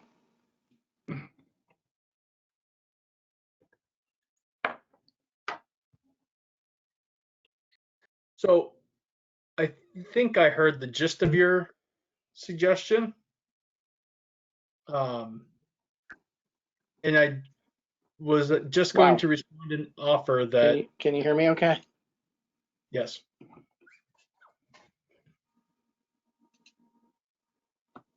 Okay. Can- I don't know if everyone else did, but I froze pretty much solid there. Your video and audio is still not synced, but I can hear you now. Yeah, we can hear you, just on quite a Is it better delay. now?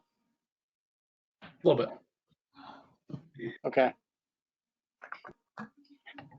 I couldn't hear or see anything for a while there, so apologies. Brian, I'm gathering you said you did not hear what I said. I don't think many of us heard all of it, but I heard enough bits and pieces where I think I know where you were going. And I think I have a response to that.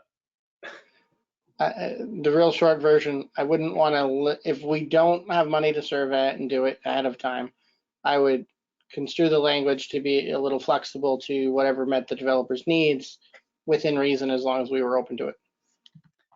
So on that note, Mariah and I, one of our last conversations with a developer in Western Mass, just to talk through what their process was, discussed the partnership with the town where they did something similar.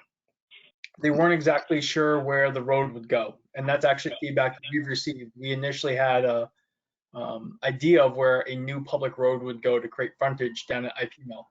And we had some people who have expressed interest in the property say, I would be less interested in the property if you made that decision because we would put it somewhere else on the property. So this particular developer was having that conversation with us where the mill complex that they were redeveloping, they had a mix of uses where maybe they would want to subdivide the property and sell off a building. Maybe they would want to create a condominium situation where there's multiple stories to a building and they would want to sell off those condos. And so they needed time to come up with their proposal for each building on the complex on the site. And it wouldn't have made sense to preemptively do all of that work up front. So they have been working with the town to create their public ways afterwards, to create those formal layouts. And similarly, they described creating public trails. So they waited to see where the people using the property would want their green space and where they would want to have their access to other amenities and where they would walk or bike or do these other things. And now that that's been formalized, they're working with the town to formally make those public spaces. So maybe this doesn't all have to be figured out right up front. Maybe we can just be clear about what we're trying to achieve in this procurement and work with whatever your selected developer is to secure that, but maybe their vision is slightly different than our initial assumptions. And if the three of you are okay with that, we can venture down that road in that manner. It sounded very successful in the community that it was working. So.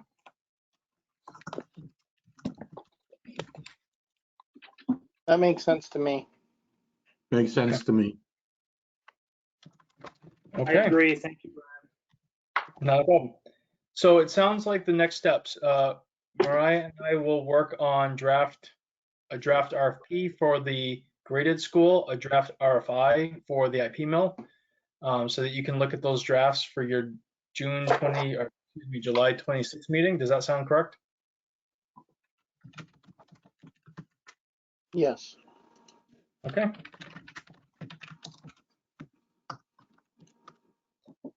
Get this going.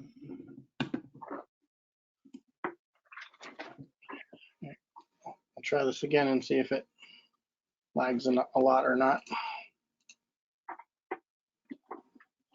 Okay, I think that covered the topics of the former graded school and the IP mill.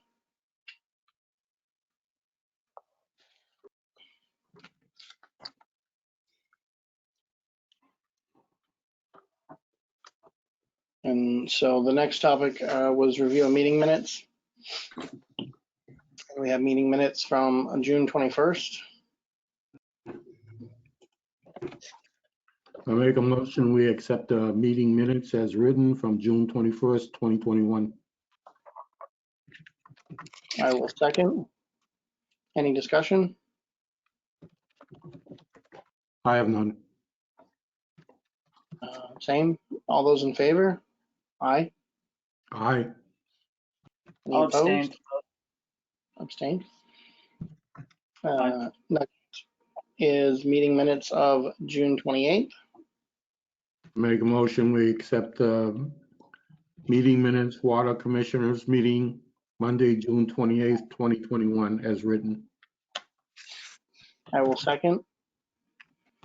Any discussion? None.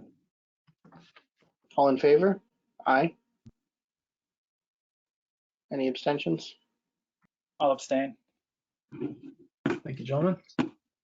Thank you. FY22 reorganization of board officers. This is the fancy way to say, does anyone else want to be chair, or would you all like me to continue for one more year in this role? Make Which a I would- nomination of Jacob Smith remaining as chair of the next coming year. I second. I have no, I will not challenge that. So all in favor? Aye. Aye. Aye. Thank you, gentlemen. Congratulations. Thank you. FY22 liaison assignments. So I believe Brian drafted this similar to how it's been over the last few years, the same spread. So unless there's a request or a wish to change it, the only topic of discussion, I think, was the fire department, whether that stays with myself as the chair or not. I think after a couple of years of this. Oh, go ahead. Go ahead, Scott. I was going to say that was the only one that I was going to ask you about. Is typically the chair has been working with fire and police, but I'll leave that up to you. If you I had no issues with it the way it was. I have no issues taking that on. I originally was just cautious, around conflict, but generally the work that we've been doing, and of course there's been a lot of work closely with them in the last year plus with COVID and everything, is never around compensation or anything that I would consider a conflict. So I would say I have no problem taking that on, as just with the caveat, if I feel there's a issue that needs discussion that is a conflict, I would ask one of you to step in. Okay. Fair enough. Is there something on So your we'll- list that you would want to get rid of just so you don't have to overload? I'm willing to swap one out, I have no preference, Sure. so. Understood. I don't, generally all of our departments are pretty, reasonable about their needs and such. So it makes no difference to me, but if you want to take maybe town clerk and as a swap for that, just to level them out. Sure. Yep. That Okay. works. Okay, I will update that and issue that out to the staff once you've all voted. Is that something you voted on this year? I can't remember what we've done. I don't recall. I think we have, but I'll make a motion. I'll make a motion to approve the Town of Irving FY22 Select Board Liaison appointments as amended. Second. All in favor? Aye. Aye. Excellent. Next item of business is appointment on Highway Building and Ground Maintenance Position Search Committee. Glenn is on the call. So from a prior meeting, we had discussed advertising for this, which has been done. Correct. And I believe we had discussed doing a 3-member screening committee. Correct. And the recommendation is to have the highway superintendent, highway building and ground maintenance, and Mr. Bembry. I believe you volunteered, but otherwise someone picked your name. I don't know which. Didn't I volunteer for that? I think you. I'll second that. Yes, you did. I'll make a motion. We establish a highway building and ground maintenance screening committee and appoint Glenn McCrory, Thomas Duffy, and William Bembry. I'll second that. You get it? All in favor? Aye. Thank you. Aye. On the same So- thread, Is Go. Glenn, you there, right? Yes, sir. Are you gonna set up a time for us to meet and go over that? I believe we have to get sworn in by Betsy or Dick Newton first, Okay. tomorrow. From what I understand, I have 2 applications that were hand delivered to me in envelopes. I spoke to Brian earlier today. He had, I believe, 3 online I think applications. another 2, I believe, came in just by the deadline. So I think in total we've got 6 or 7 for the position as of today. Okay, Brian, does our meetings have to be posted? Yes, And 48 hours, 24, correct. 48. 48? Okay. And- Yeah, and Bill, Betsy- after we get sworn in tomorrow, Bill, we can, I'll let you know what we need to come up with then for posting the meeting and then getting together. Okay, For the administration of the oath, the town clerk's office will be available Wednesday morning for that. But we Oh, can okay. schedule in the meantime and get that ready to go. All right, thank you.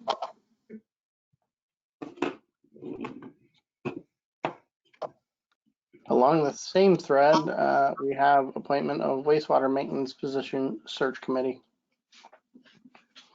And the recommendation to have that consist of wastewater water superintendent, assistant chief wastewater and water operator, and a select board member yet to be named. Yeah, I wouldn't mind being the select board member on that one. Thank you, sir.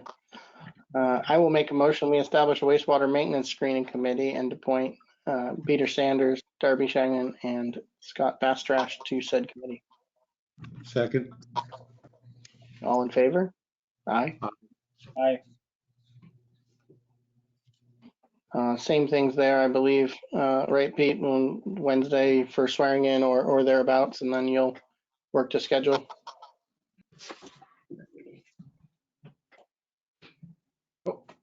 Pete, is your audio working? Yes. Okay. Yeah, so I'll be back Yeah, in my town. audio is working. The only thing. No, go ahead. I was just saying I'll be there in town on Wednesday to get sworn in, and then we can meet sometime after that. But go ahead.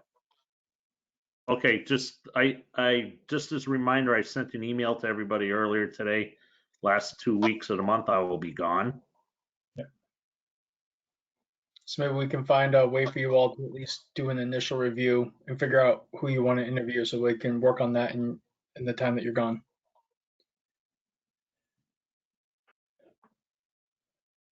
Do we have an idea on the applications there? Do we have a, I know that this morning I had, I believe, 2. I need to double check if any more came in right before the deadline. We did have a small delay with the reporter advertising. They made up for it by running it again last weekend. We put it online.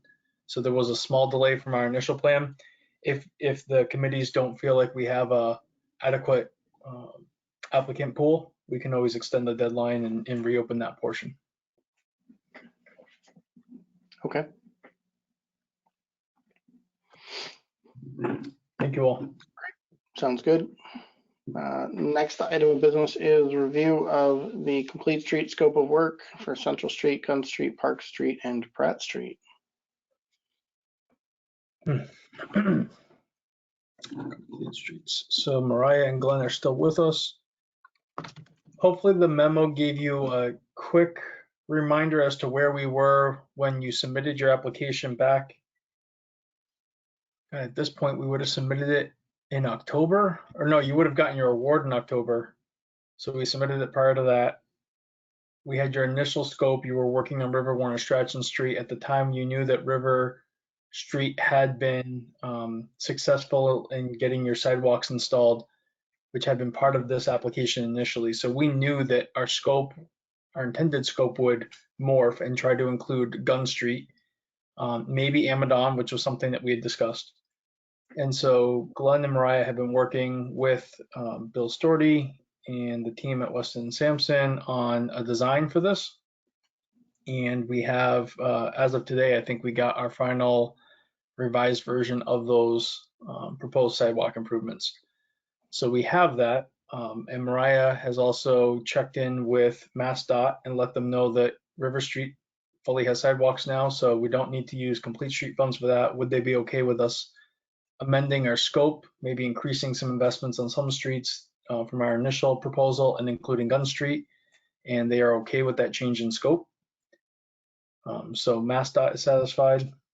So I guess the question back to the three of you is, how would you like us to proceed now that we have plans? In the past, you've done site walks with residents, you've done community meetings with residents. We're looking for some direction as to how you all would like to proceed before you put this out to bid.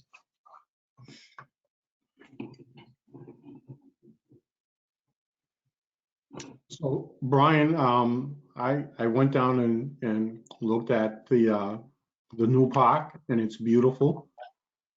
And I also looked at the new traffic light.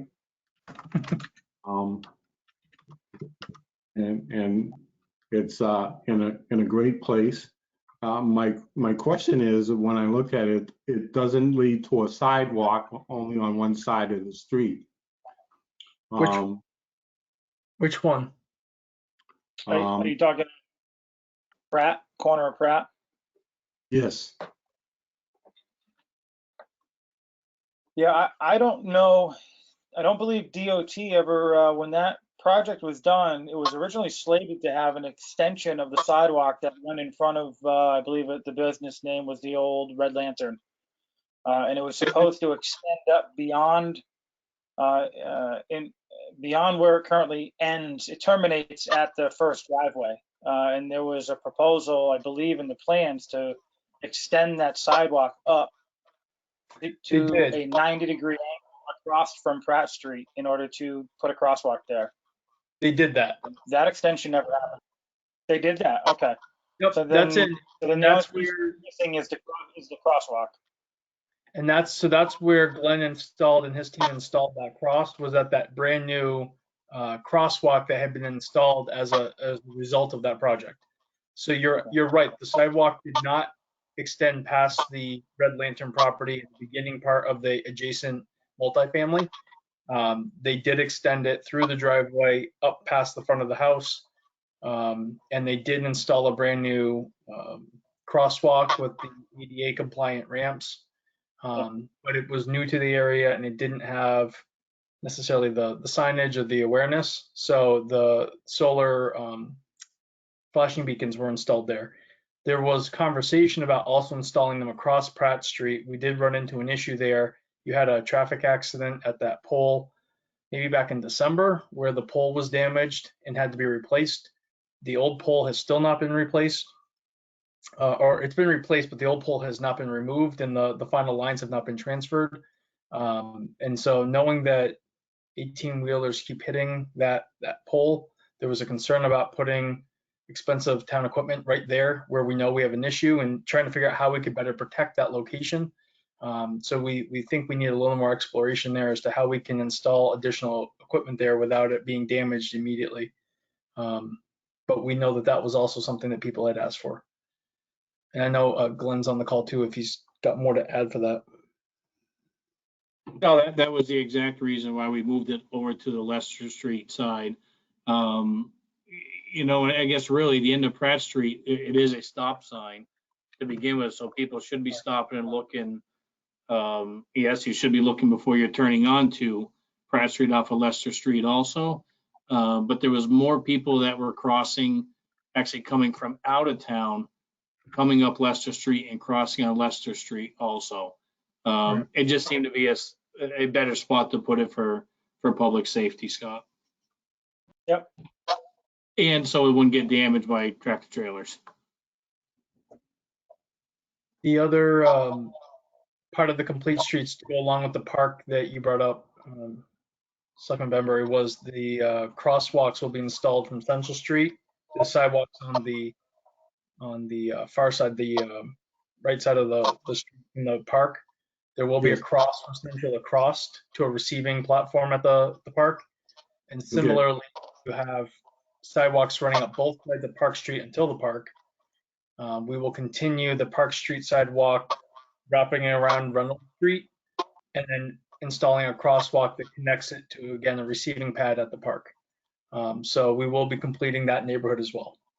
Okay. Thank you.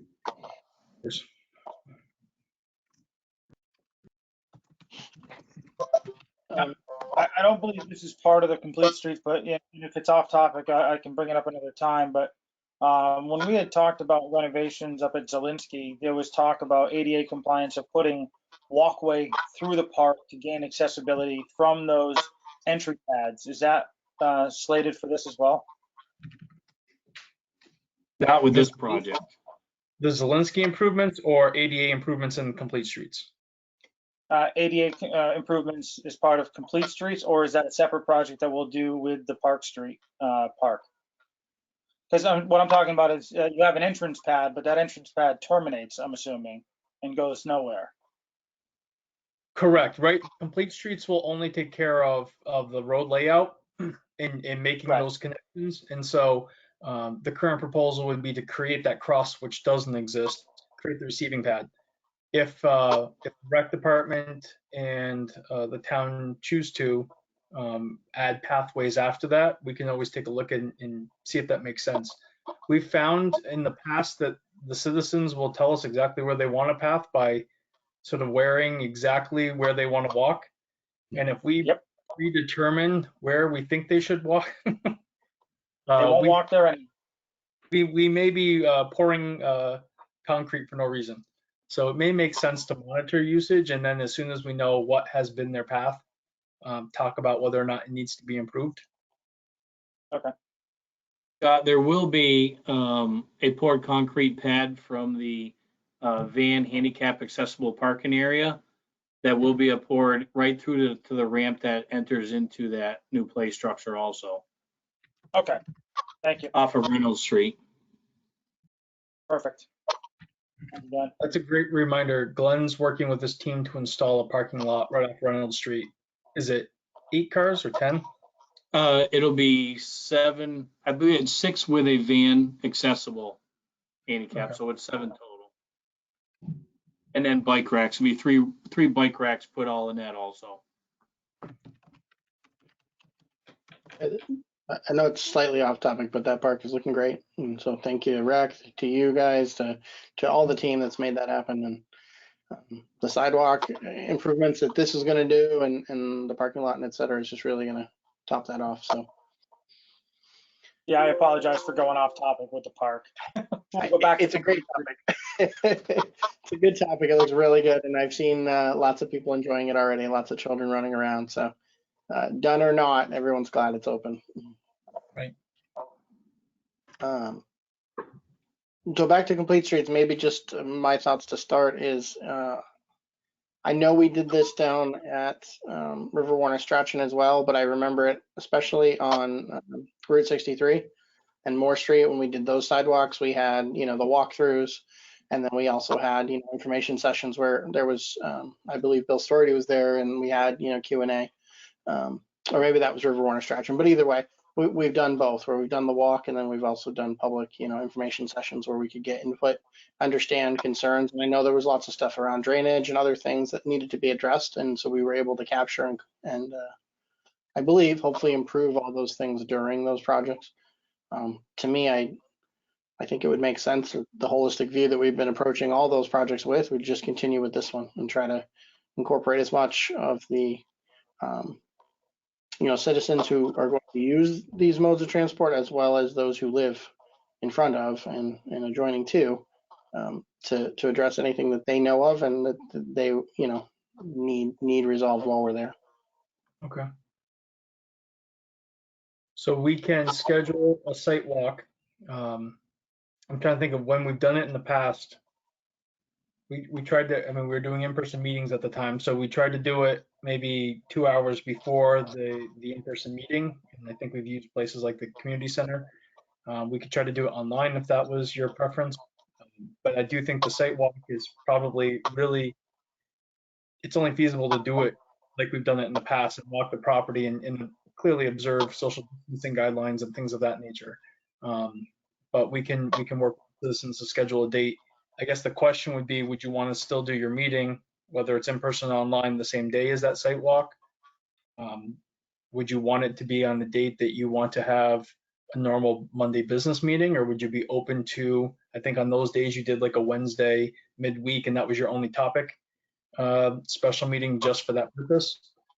How would you want to handle that?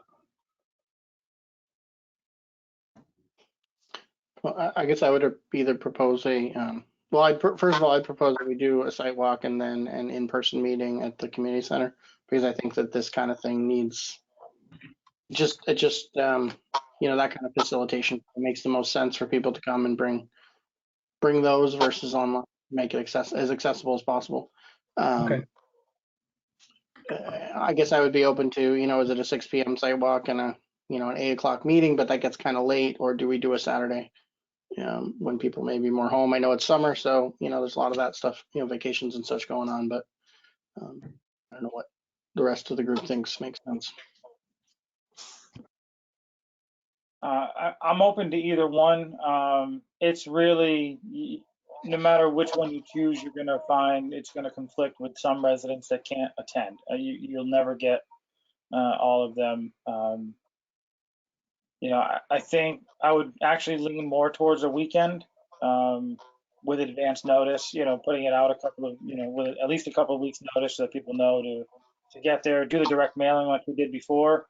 I believe we did direct mailing to anybody that is directly a resident on those streets that are affected, and then invited the rest of the public generally through posting to attend. I would do the same thing. I would lean towards a Saturday. Okay. And I agree with Jake. I think followed directly by an in-person. I think that's the best approach. You're going to get the most interaction that the residents will need to get their questions answered. So I think the way we would structure that, if that's how the three of you choose to proceed, we would probably schedule 45 minutes in each location to do the site walk with a little time to get between sites. So we would name a meeting spot in the Central Park Street area, and we would walk it with residents and discuss the impacts and collect that feedback like we did, as you were recalling. And then we would choose a location down by Pratt and Gunn, and again, reassemble and do that same process in that neighborhood. So that alone takes about probably 2 hours if we do about 45 minutes in each area. And then we would move up to the senior community center and do exactly what you're discussing. So in all, you're probably talking a 3-ish plus hour event. But I don't know any other way to accomplish that in one day. So I think that's how we'd have to approach it, if that works for the three of you. Works for me. I think based on that summary, 3 or 4 hours is enough. We'll not tack on regular board business. We'll do that a different day. Okay, I will work with the team to identify some potential Saturdays that could work. Are there any Saturdays right off the bat that we should avoid? How far out are you looking? I think our goal would be to get this at either the end of July or early August, so that you can at least get that feedback back to the engineers. If we push this too far out, we're going to miss the construction season this year. No, I was going to say I'm out of town on August 14th, but other than that, but if we're trying to get it before that, then we should be fine. Okay. I'll be out of town August 7th. Okay. I mean, not that you need me there, but I'll be out of town August 7th. We need you there. It sounds like something we're trying to do before the 7th, so I have no conflicts. Okay. Okay. I will work with the team and we'll get that going for you all. And this will be a sunrise meeting, right? 5:30. Yeah, about noon. Why are you waiting that late, Glenn?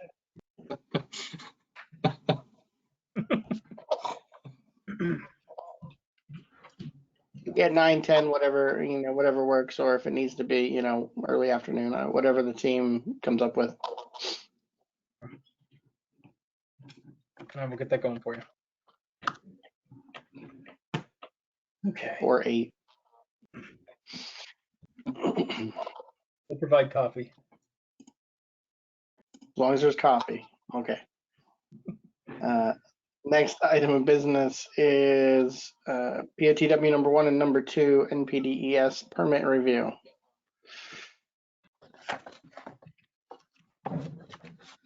Believe we still have Mr. Sanders with us. Correct. I am here.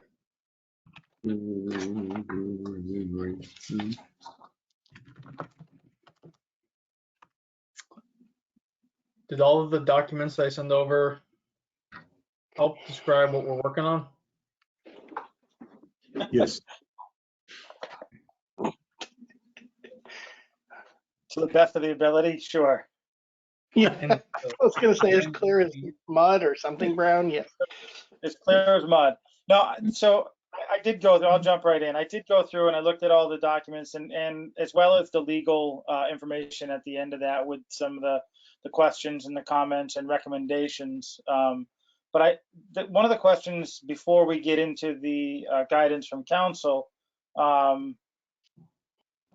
last permit that we had for this was issued back in 2008, September 29, 2008. Yes. Has it been expired since 2013? Yes, every 5 years we reapply for a new permit. I've done that since I've been on board, and we're not the only facility. Everywhere else in the state, they basically says keep running off your old permit. The new one will eventually get there. Okay, all right. Yeah, the dates were throwing me off, saying it's only a 5-year, and yet we're working off superseding 2008. So I was a little confused, but okay. Thank you for the clarity. It's apparently correct. they're just catching up to Pete's filings after all these years. And now that they've decided to do this, we're on their timetable. Right. And they asked for an extension, which today I was informed that was declined. So now going at their speed. Yeah, they refused our extension request because after 13 years, it's a hurry. Right. And just for the public sake, before you go ahead, Scott, National Pollutant Discharge Elimination System permits is what this is about. NPDES. Go ahead. No, I was actually going to lean on Mr. Sanders a little bit on this one and just say, could you sort of give the highlight points on this one of the areas of concern that you have, and how that aligns to maybe what council had concerns with? I mean, all of the nuance about all the different, perfluoral. I don't need to get into the nuances of what the actual substances are, but the memo coming from Nutter, Mr. Schmel and Mr. Leon, if you could give some input on that, that would make me feel a little bit better about it. There was a lot of stuff in there that I needed, clarity on. Okay, so basically the permit is pretty much the same as it was before, except for on our toxicity testing, we're going to have phosphorus, which isn't a big deal. All the PFAS testing, it's just going to be an added cost to our testing. That's probably going to be the largest. As far as making the compliance with all these limits, I do not see a problem with it at all. The nitrogen level limits that they're going to give us are easily obtainable. We're already below that. The things that council, I think, were worried about was if it was going to be a cost to us to do any sort of upgrade at the plant, and we won't have to do anything like that. Is that true at both plants, or are we waiting on that feedback from? Farley is also, the only thing that's changing there will be the PFAS testing on that. As far as POTW number 2, They're going to have their limits that they're going to have to meet. I do know before they contested the copper testing, but I know EPA's response at the time was once you're testing for something, we don't remove it from your limits.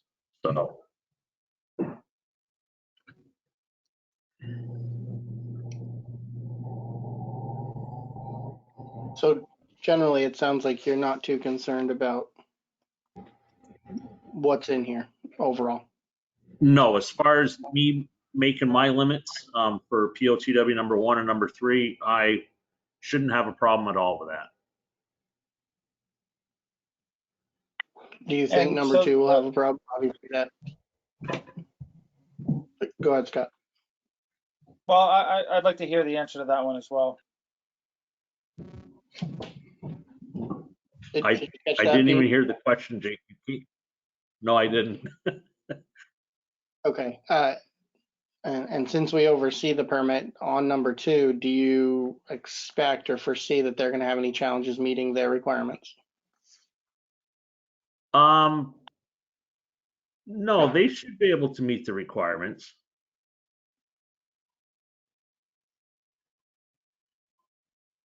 Okay. Okay. So a lot of the thoughts, that when I'm reading down through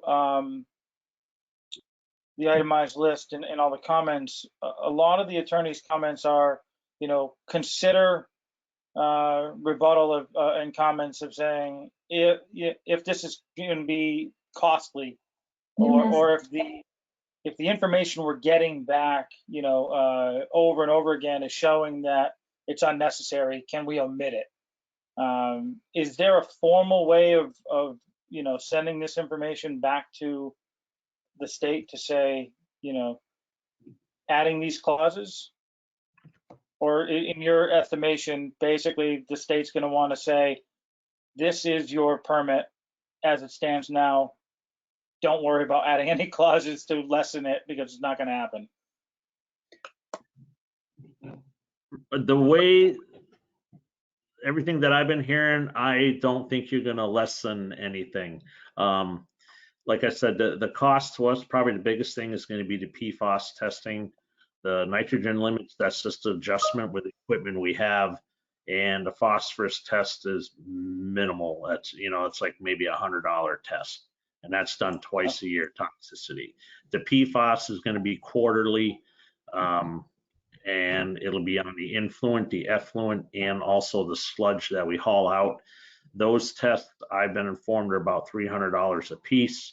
So 300 times 12 Right. to start. So, I mean, there's going to be an added cost under testing. Yeah. But as far as change to the plant, we shouldn't have to upgrade anything. Okay.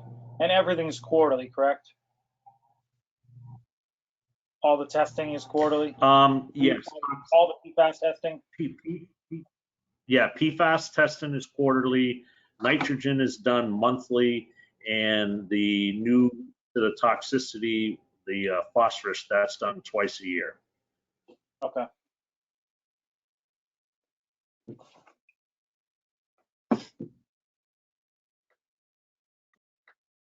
If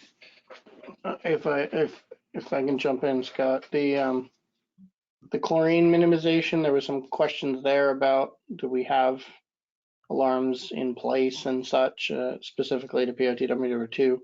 Is that something or is that something we're questioning with them? I can find out because they don't use chlorine gas anymore. So I don't know about the alarms, what they would be. We used to have them. We used to have the alarms or whatnot, but then we switched to UV. I'll confer that with Ben. He should be in tomorrow. I'll give him a call. New message. Okay. And just for context, even if there are certain items on the list that maybe in the end, if they are put into the permit as conditions we must comply with, and as Pete's noted, they're not going to be large obstacles for us to meet. council has recommended that if they are of concern, we still raise them as concerns during the comment period. Otherwise, if they become issues in the future, we have no grounds for appeals if we didn't raise them as concerns during the public comment period. So it may still, even if it doesn't change what we need to do after the permit's approved, for that opportunity to appeal in the future, it may still be fruitful to still raise the concerns.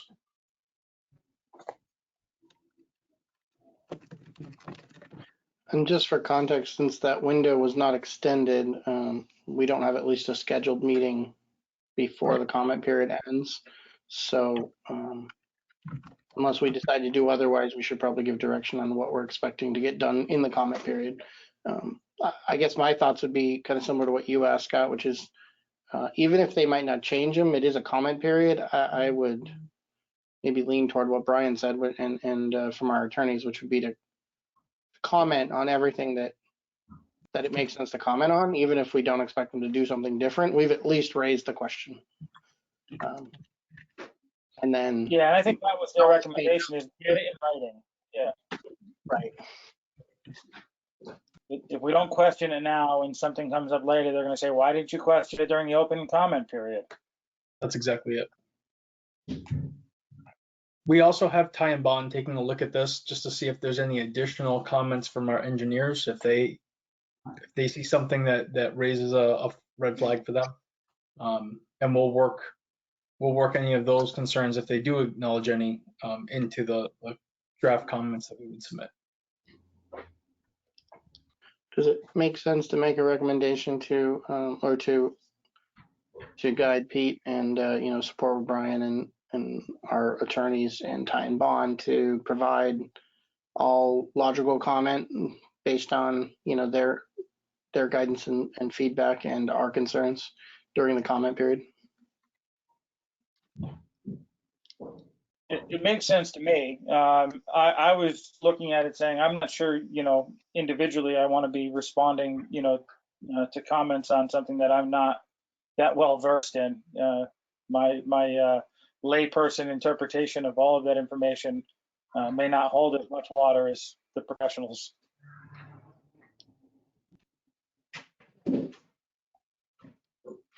I would be in support of that. The questions that have been raised in regards by Scott and Jacob, I agree. I had much of the same concerns, and I think we should at least document our concerns for the very same reasons that we've talked about.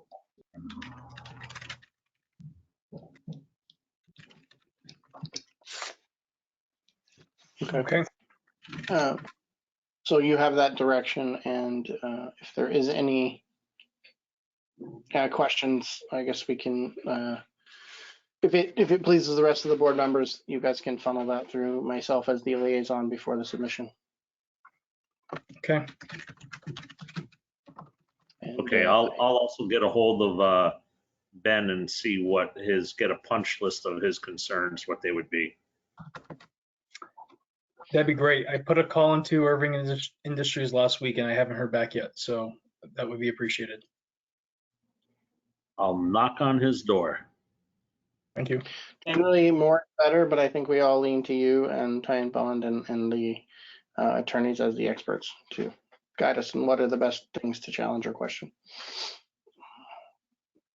Yeah, I reached out to Pete Valinsky today. I was not able to touch base with him. So maybe he'll get a hold of me tomorrow. Excellent. Excellent. I believe that will give all of you what you need to get that in for the 22nd. Yes, sir. Thank you. Next item, review winter 2021 snow clearing program and materials. Lauren should Great. still be on this. With us as well.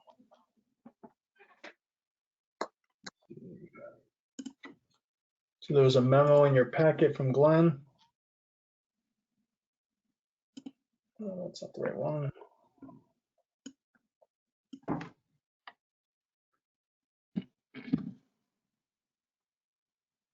There we go.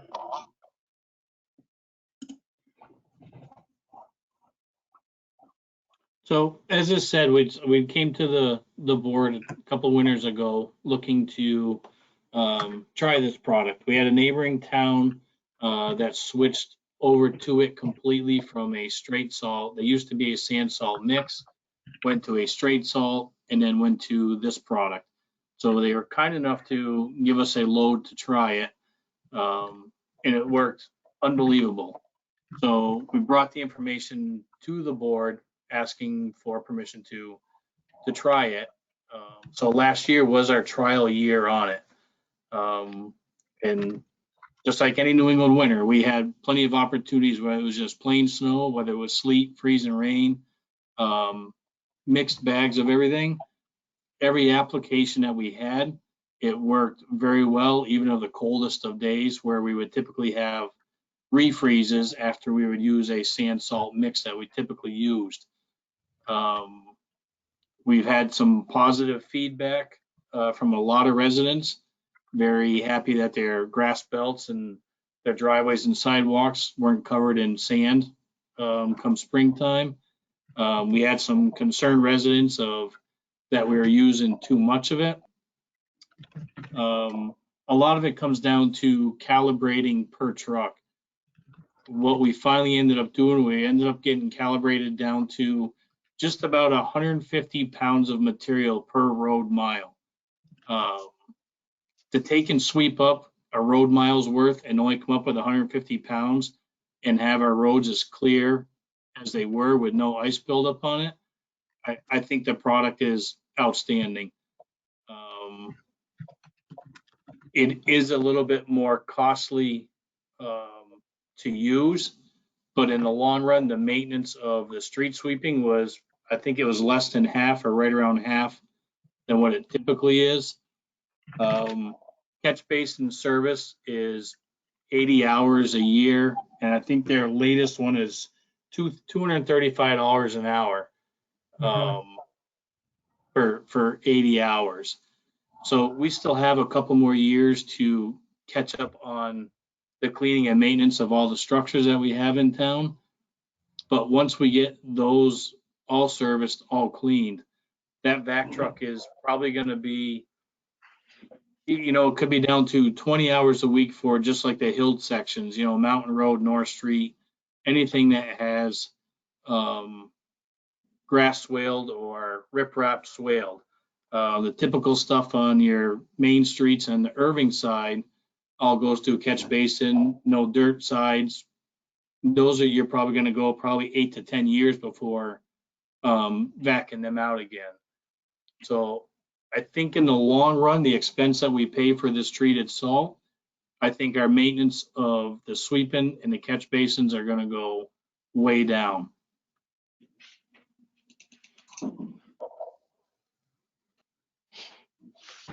If I'm not mistaken, it should be a more environmentally friendly, and obviously sounds like it's Yes, a more it is. resident friendly product. Yes. No grass belt burning. We didn't hear anybody complaining about that. We didn't see any of it. The custodial and building maintenance staff were very pleased with this product this year, because typically the sand salt mix is tracked into all the buildings. That was not the case this year. Even with the COVID, I know there wasn't much traffic going in and out of the buildings, but they both noticed a huge change in it, not being tracked in even just from employees going in. So maybe we won't have to replace vacuum cleaners every year. Yeah, So- I know there's a little comedy in that, but I think, in the long run, those are all the unseen changes of something like this. The unseen benefits of a few extra dollars annually for the product, but the recuperation cost over the next 10 years washes itself out, and you're able to keep people on task doing other things other than cleaning up salt and sand that we put down on the roads. That, and even our spring cleanups from, where we push off the sides of the parking lots. We didn't, typically we spend weeks, power broom and all that sand back into the asphalt for either us to pick up or the sweepers to come through and do it. And we had minimal hours of that this year. Right.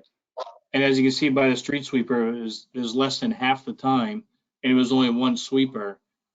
Typically, we have two sweepers for about 3.5 days.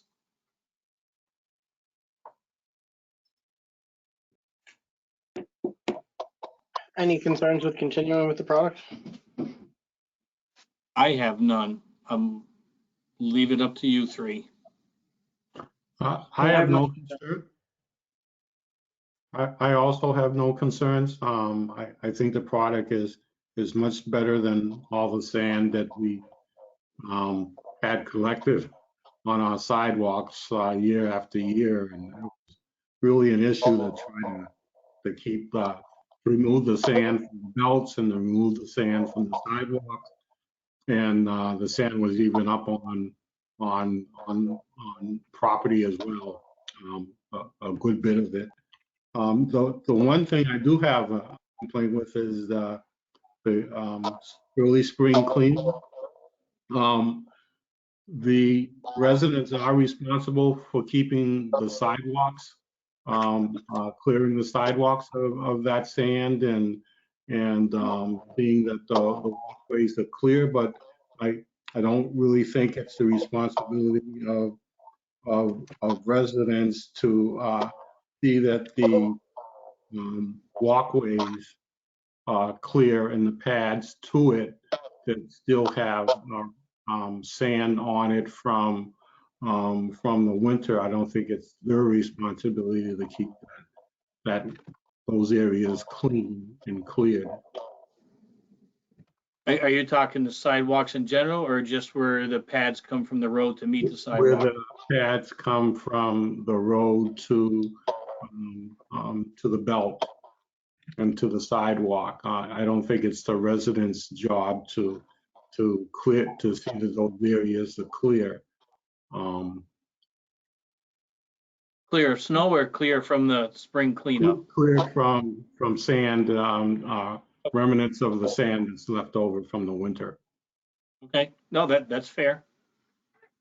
So you're talking, Bill, just so I'm clear, like the buildup on the ramps of the road sand and such, you're looking to have the highway department take care of Yes, that, like part of the roadway as opposed to the abutter sidewalk. yes, that's correct. Yeah, I don't see that as an issue. We can go through with the blower and blow them out before the street sweeper comes. Thank you. You're welcome.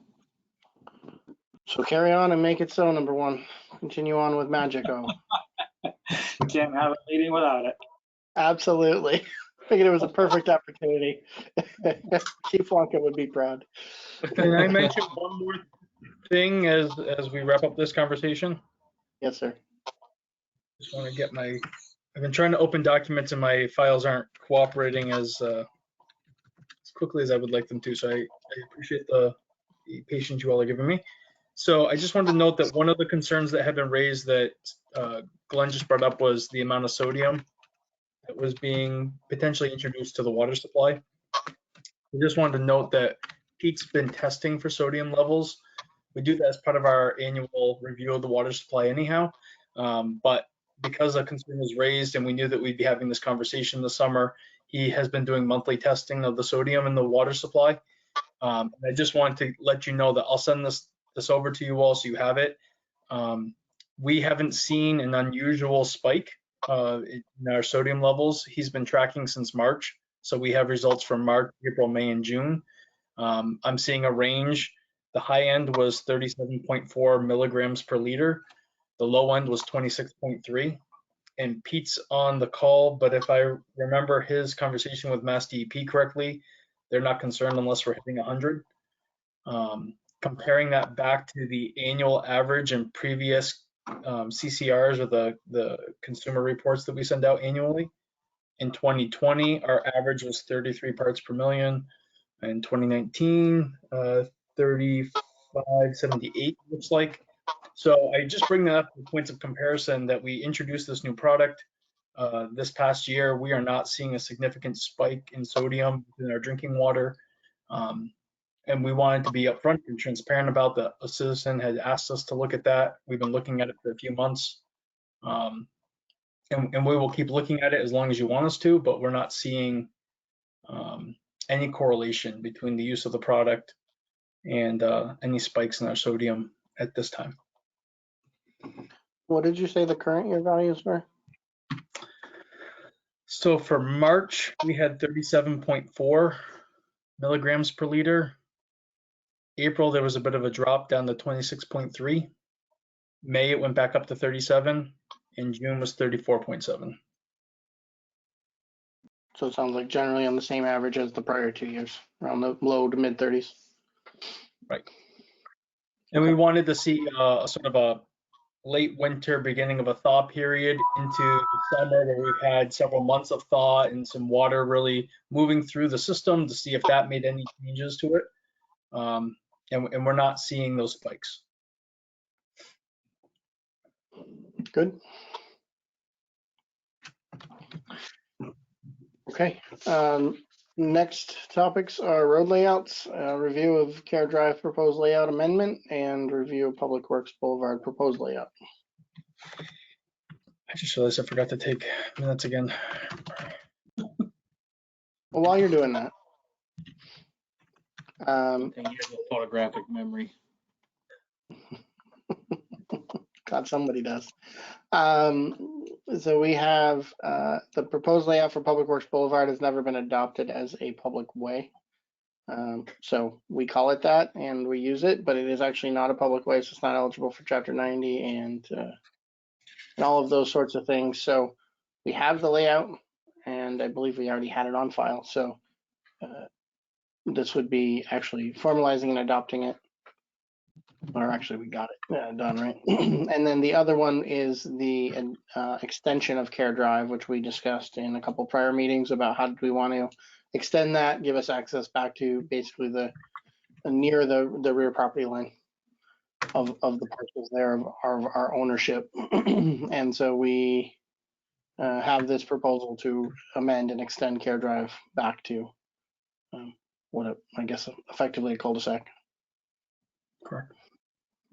So yeah, you engaged a surveyor a few months ago, and these are the working drafts based on that work. You took, we'll start, I guess, with Public Works. The town took this property back, I believe, in the 70s to make what became Public Works Boulevard when the treatment plants were installed. So you'll see over to the right-hand side, River Road.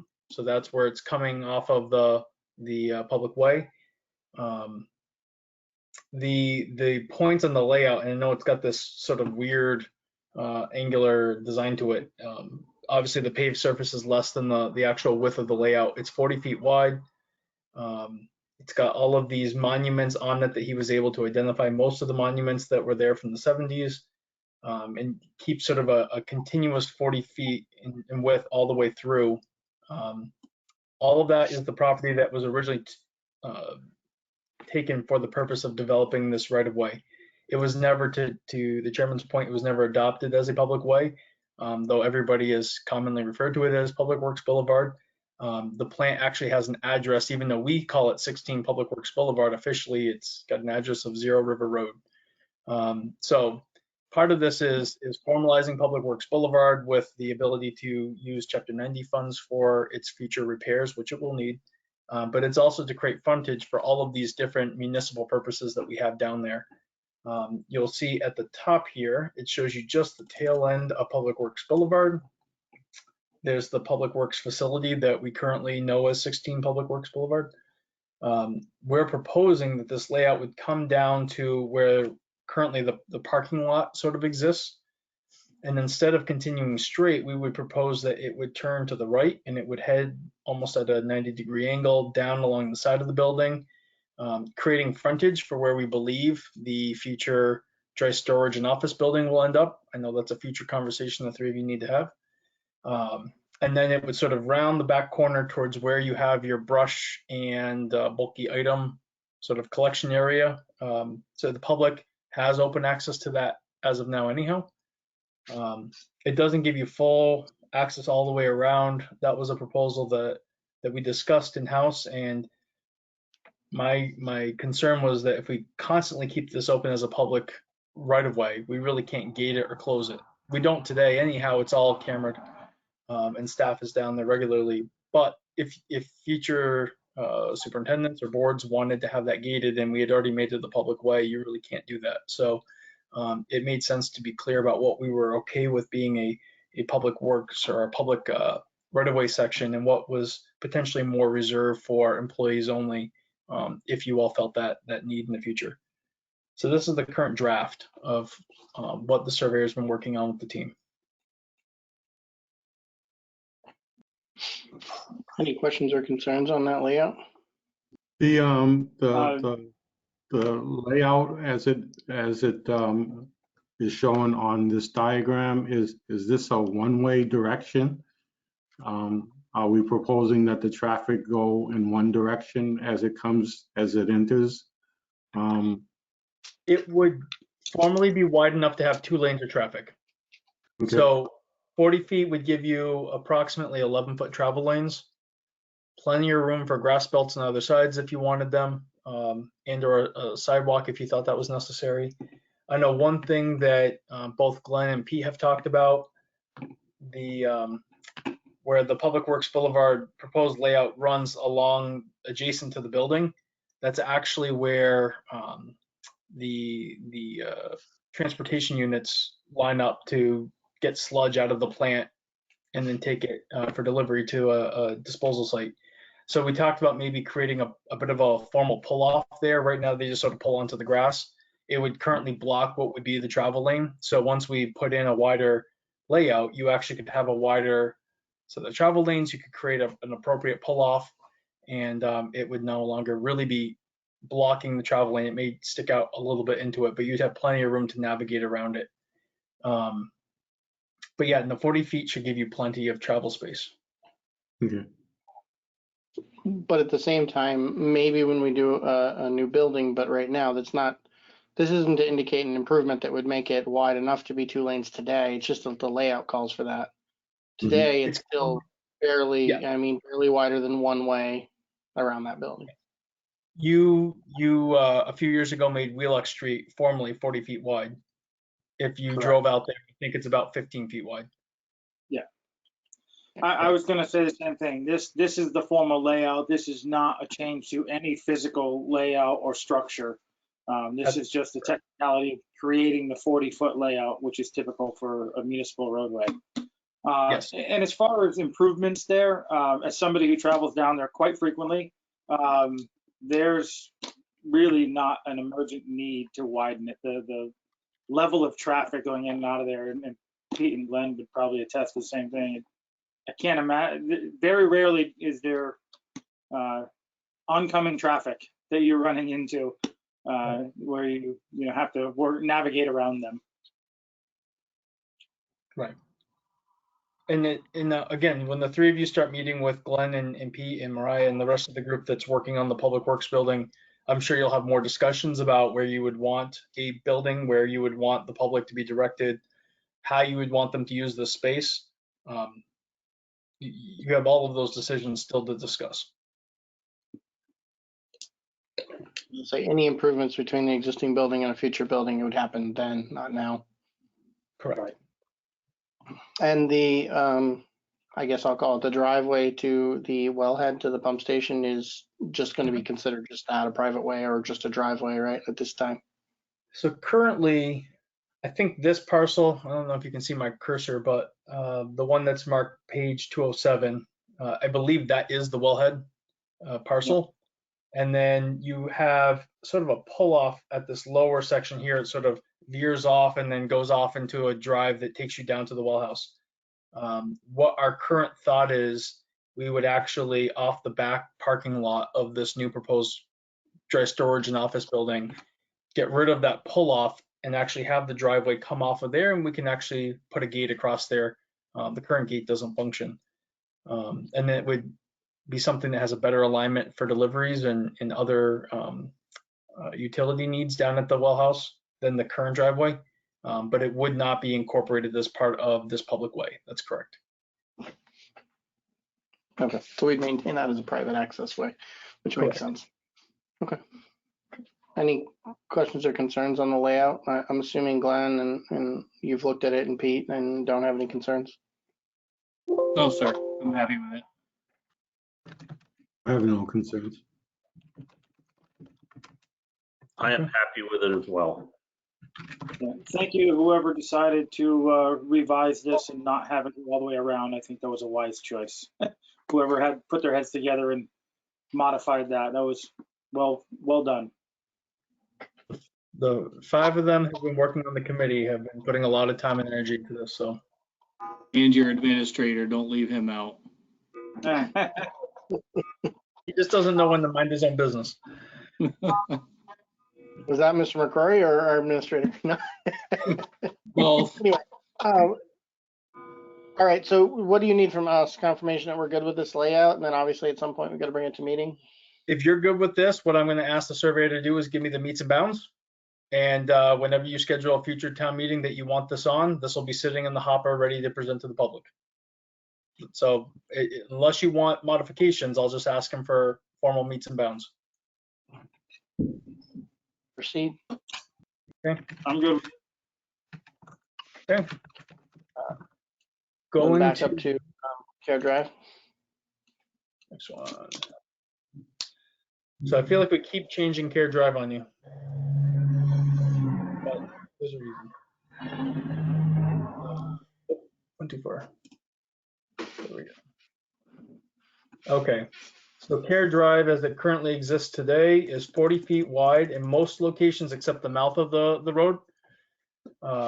It obviously supports the senior center and the new library. It terminates just at the back side of the library and where the solar panels are for the library property. And the anticipation has always been that it would provide access to a future senior housing complex that most people have anticipated would exist on the parcel to the left. So the one directly behind the library adjacent to the school. So those are all clearly identified. The issue is that there is no current plan for a public way. It would have to be created to support frontage for a future development.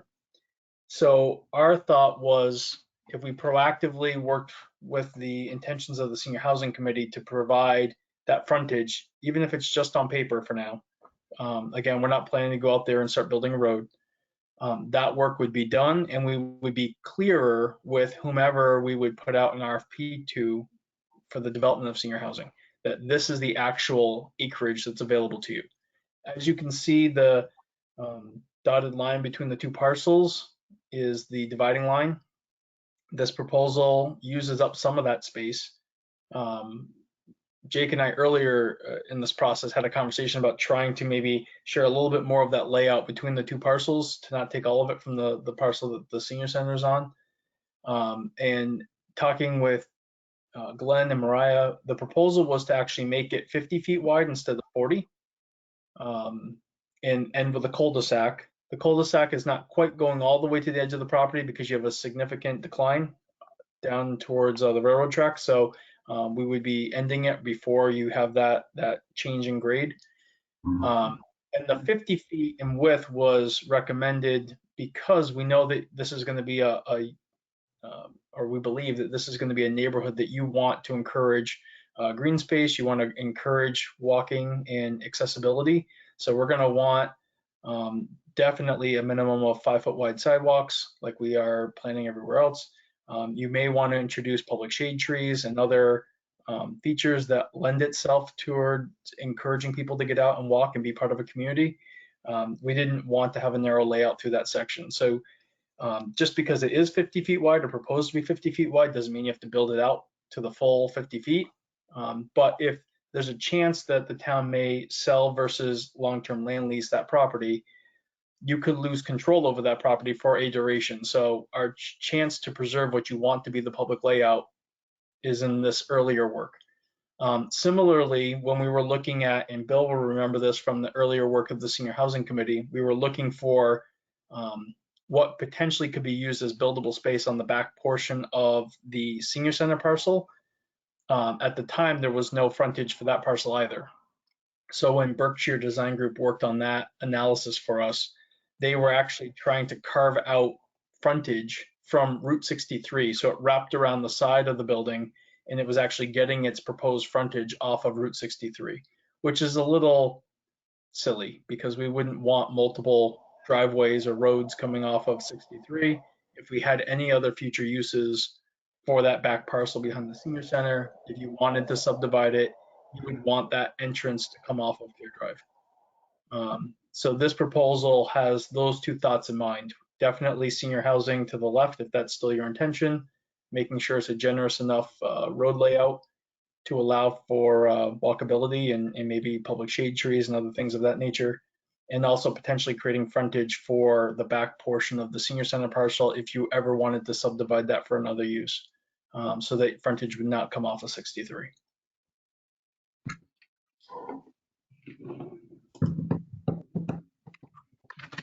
Questions or concerns on the proposed layout extension?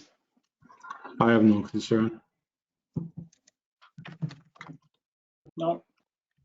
Just that the length of that extension guarantees enough frontage. It exceeds 225 feet would be sufficient. And I believe this just goes shy of 570, I think it is. Okay.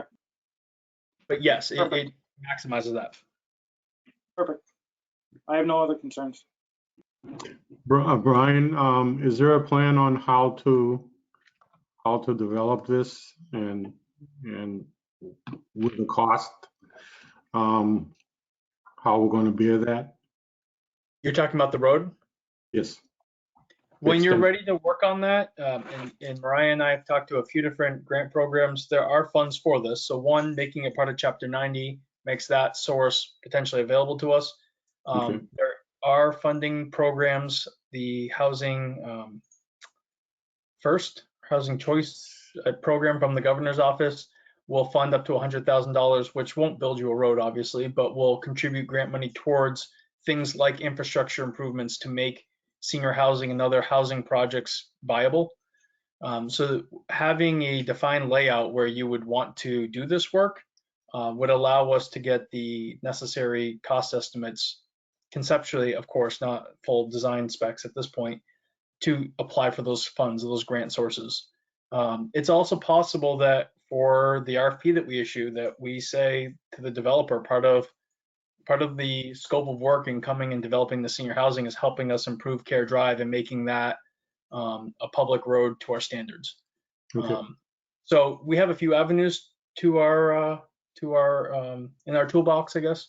But having a very clear layout that you all want to present to the voters, and obviously if the voters accept it, will definitely help us further that. Thank you. Of course. Okay, good to proceed. So I will have bounds. Yes, please. You got it.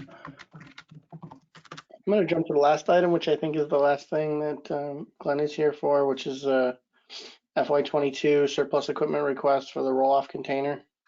And so this is the scrap metal dumpster or roll-off dumpster that the capital planning committee identified and we funded for replacement because it's getting rusted through, and I believe the vendor didn't want to haul it any longer. The only What- correction to that, Jake, is it's not for the scrap metal dumpster. We have a demolition dumpster and a scrap metal dumpster now. This is for the town demolition, bulky stuff that comes out of town buildings. So we're not scrap metaling the scrap metal dumpster. You ruined my statement. No. Yeah, that's Sorry, where I I'll was let you going with down. it. It would be one last haul right off with the scrap metal and just weigh it in and pay us out.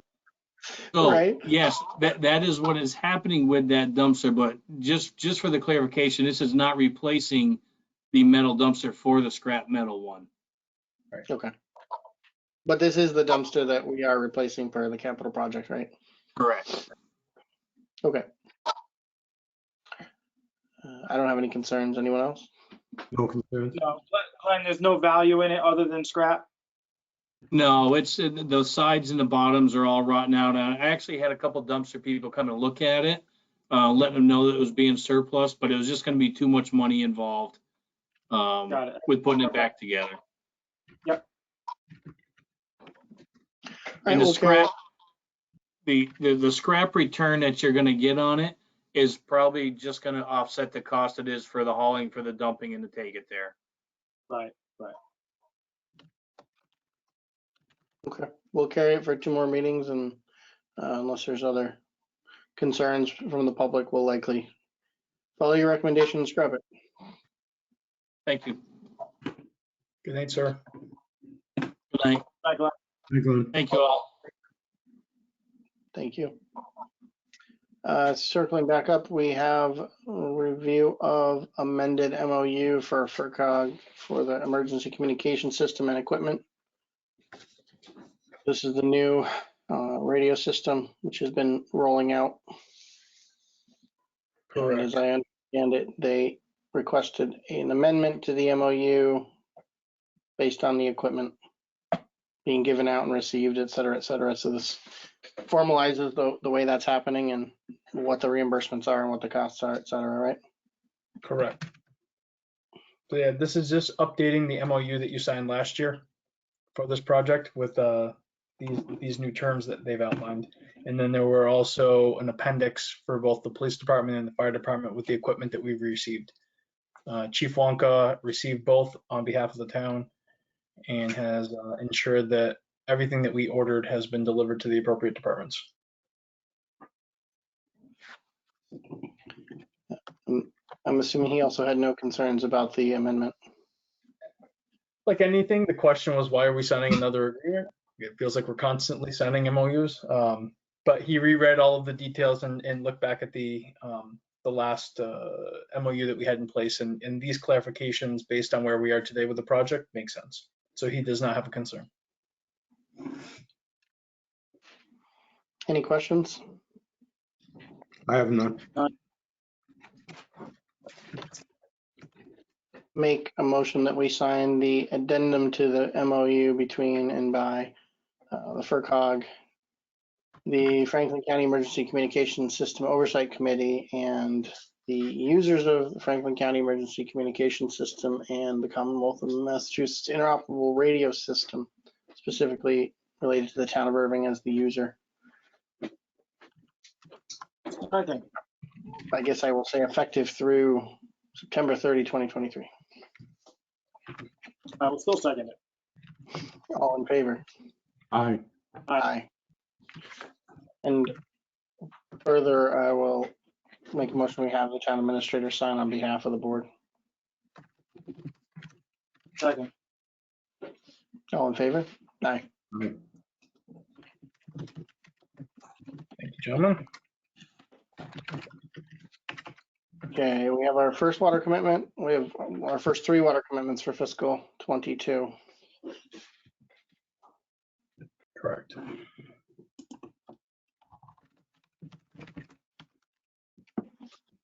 I make a motion, we approve the fire hydrant charges first commitment in the amount of $5,860 at 18 Moore Street. Second. All in favor? Aye. Aye. Next one. Keep it rolling, Bill. You're doing great. Okay, then I make a motion, we approve the water testing charges second commitment for fiscal year 2022 in amount of $3,500 for 12 East Main Street. Second. All in favor? Aye. Aye. Make a motion, we approve the new water service charges third commitment for fiscal year 2022 in the amount of $1,000 for new water charges at 28 River Road. Second. All in favor? Aye. Aye.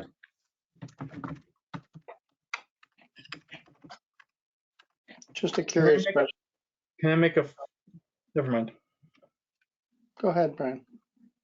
No, I'm fine. I mixed up River Street in my head with River Road. But this is correct, so. Okay. Forget I made any. Just a curiosity question for Pete. I think you're still on, or Brian. Why is it final charges for a test that we do annually? Like the hydrants and the, Good question. I can Usually double. final check with are, the terminology. yeah, I was gonna say, just usually final are when we change owners, right? As opposed to continued charges. I will double check the Are you- terminology if something inaccurately slipped into the wording. Yeah. And maybe because it's one time every year, it's stated that way. I just noticed that it says final, and final seems like we wouldn't be doing it again next year in our own name again, Right. which we will, or again this year. I will follow up on that for you. Just curious.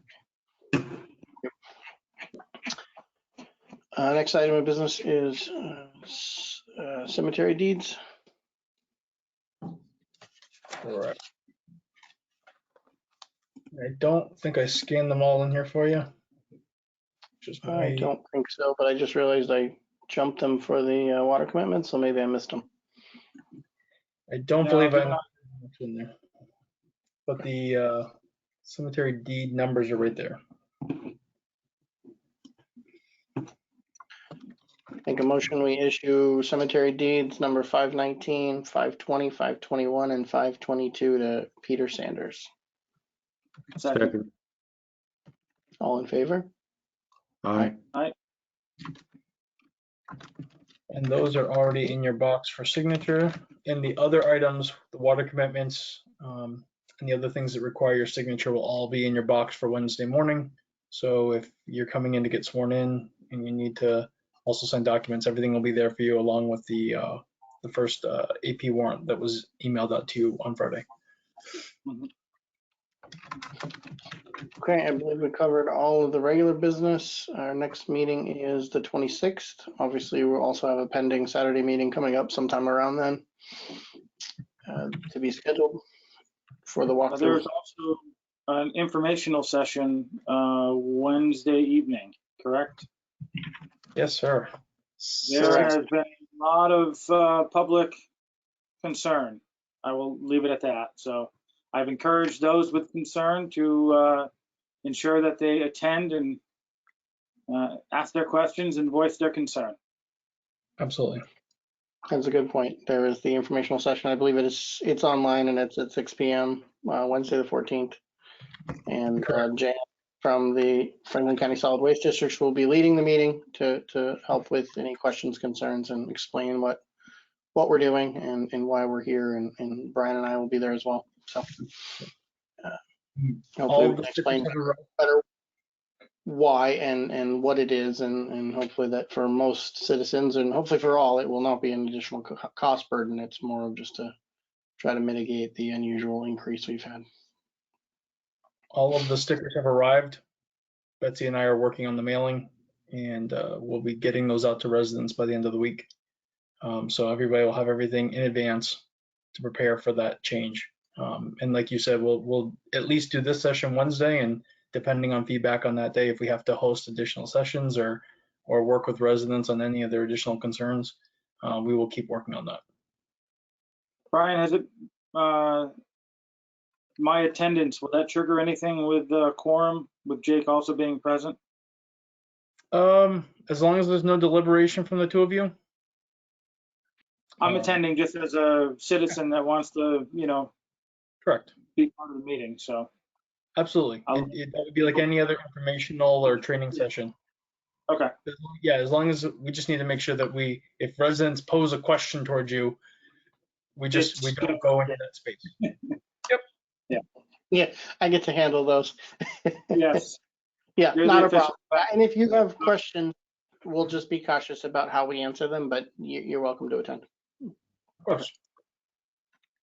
What time is this scheduled on the 14th? 6 It's at p.m. Yeah. Okay. Yeah, If there's and any- I was gonna say the link is on the back side of that mailing that went home, I believe. to join. It's on the website as well as an event. So folks, if they just want to go to our calendar, they can click on it. But we can also share it from there as well for folks to make it just a little easier. And we tried to make the link a little more simple than our typical URLs are a little more convoluted. So we just try to keep it a little shorter and something that somebody could type into their web browser to make it easier. And we know that one night meeting won't catch everybody, and not everybody can do an online meeting. So I'm sure there will be residents who need to have further conversation, and we're ready and able to do that. Any major issues or concerns come out of it, we'll put it on the agenda for the 26th and discuss them. Absolutely. Sounds good. Any other items of business anyone has? No, sir.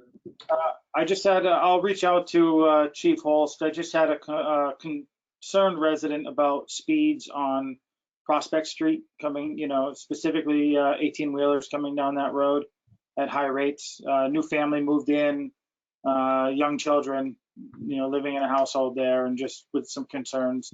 It was unknown to them. They're a current resident elsewhere in town, but they were, the rate of speed was not, not on their radar, so to speak, until their family moved in and they started to actually see them going down that road. So I'll just speak with the chief about it. I just wanted to give you a heads up. Perfect. Okay, thank you. And on that similar note, I think we had some traffic counts that came in for North and Church from FERCog as well Yes. to review. Okay. And Bill, to answer your unasked question, we did not get a letter from DOT yet. Thank you, sir. I appreciate it. We're all curious about that one every day. Anyway, no further business, and make a motion to adjourn at 9:21 p.m. Second.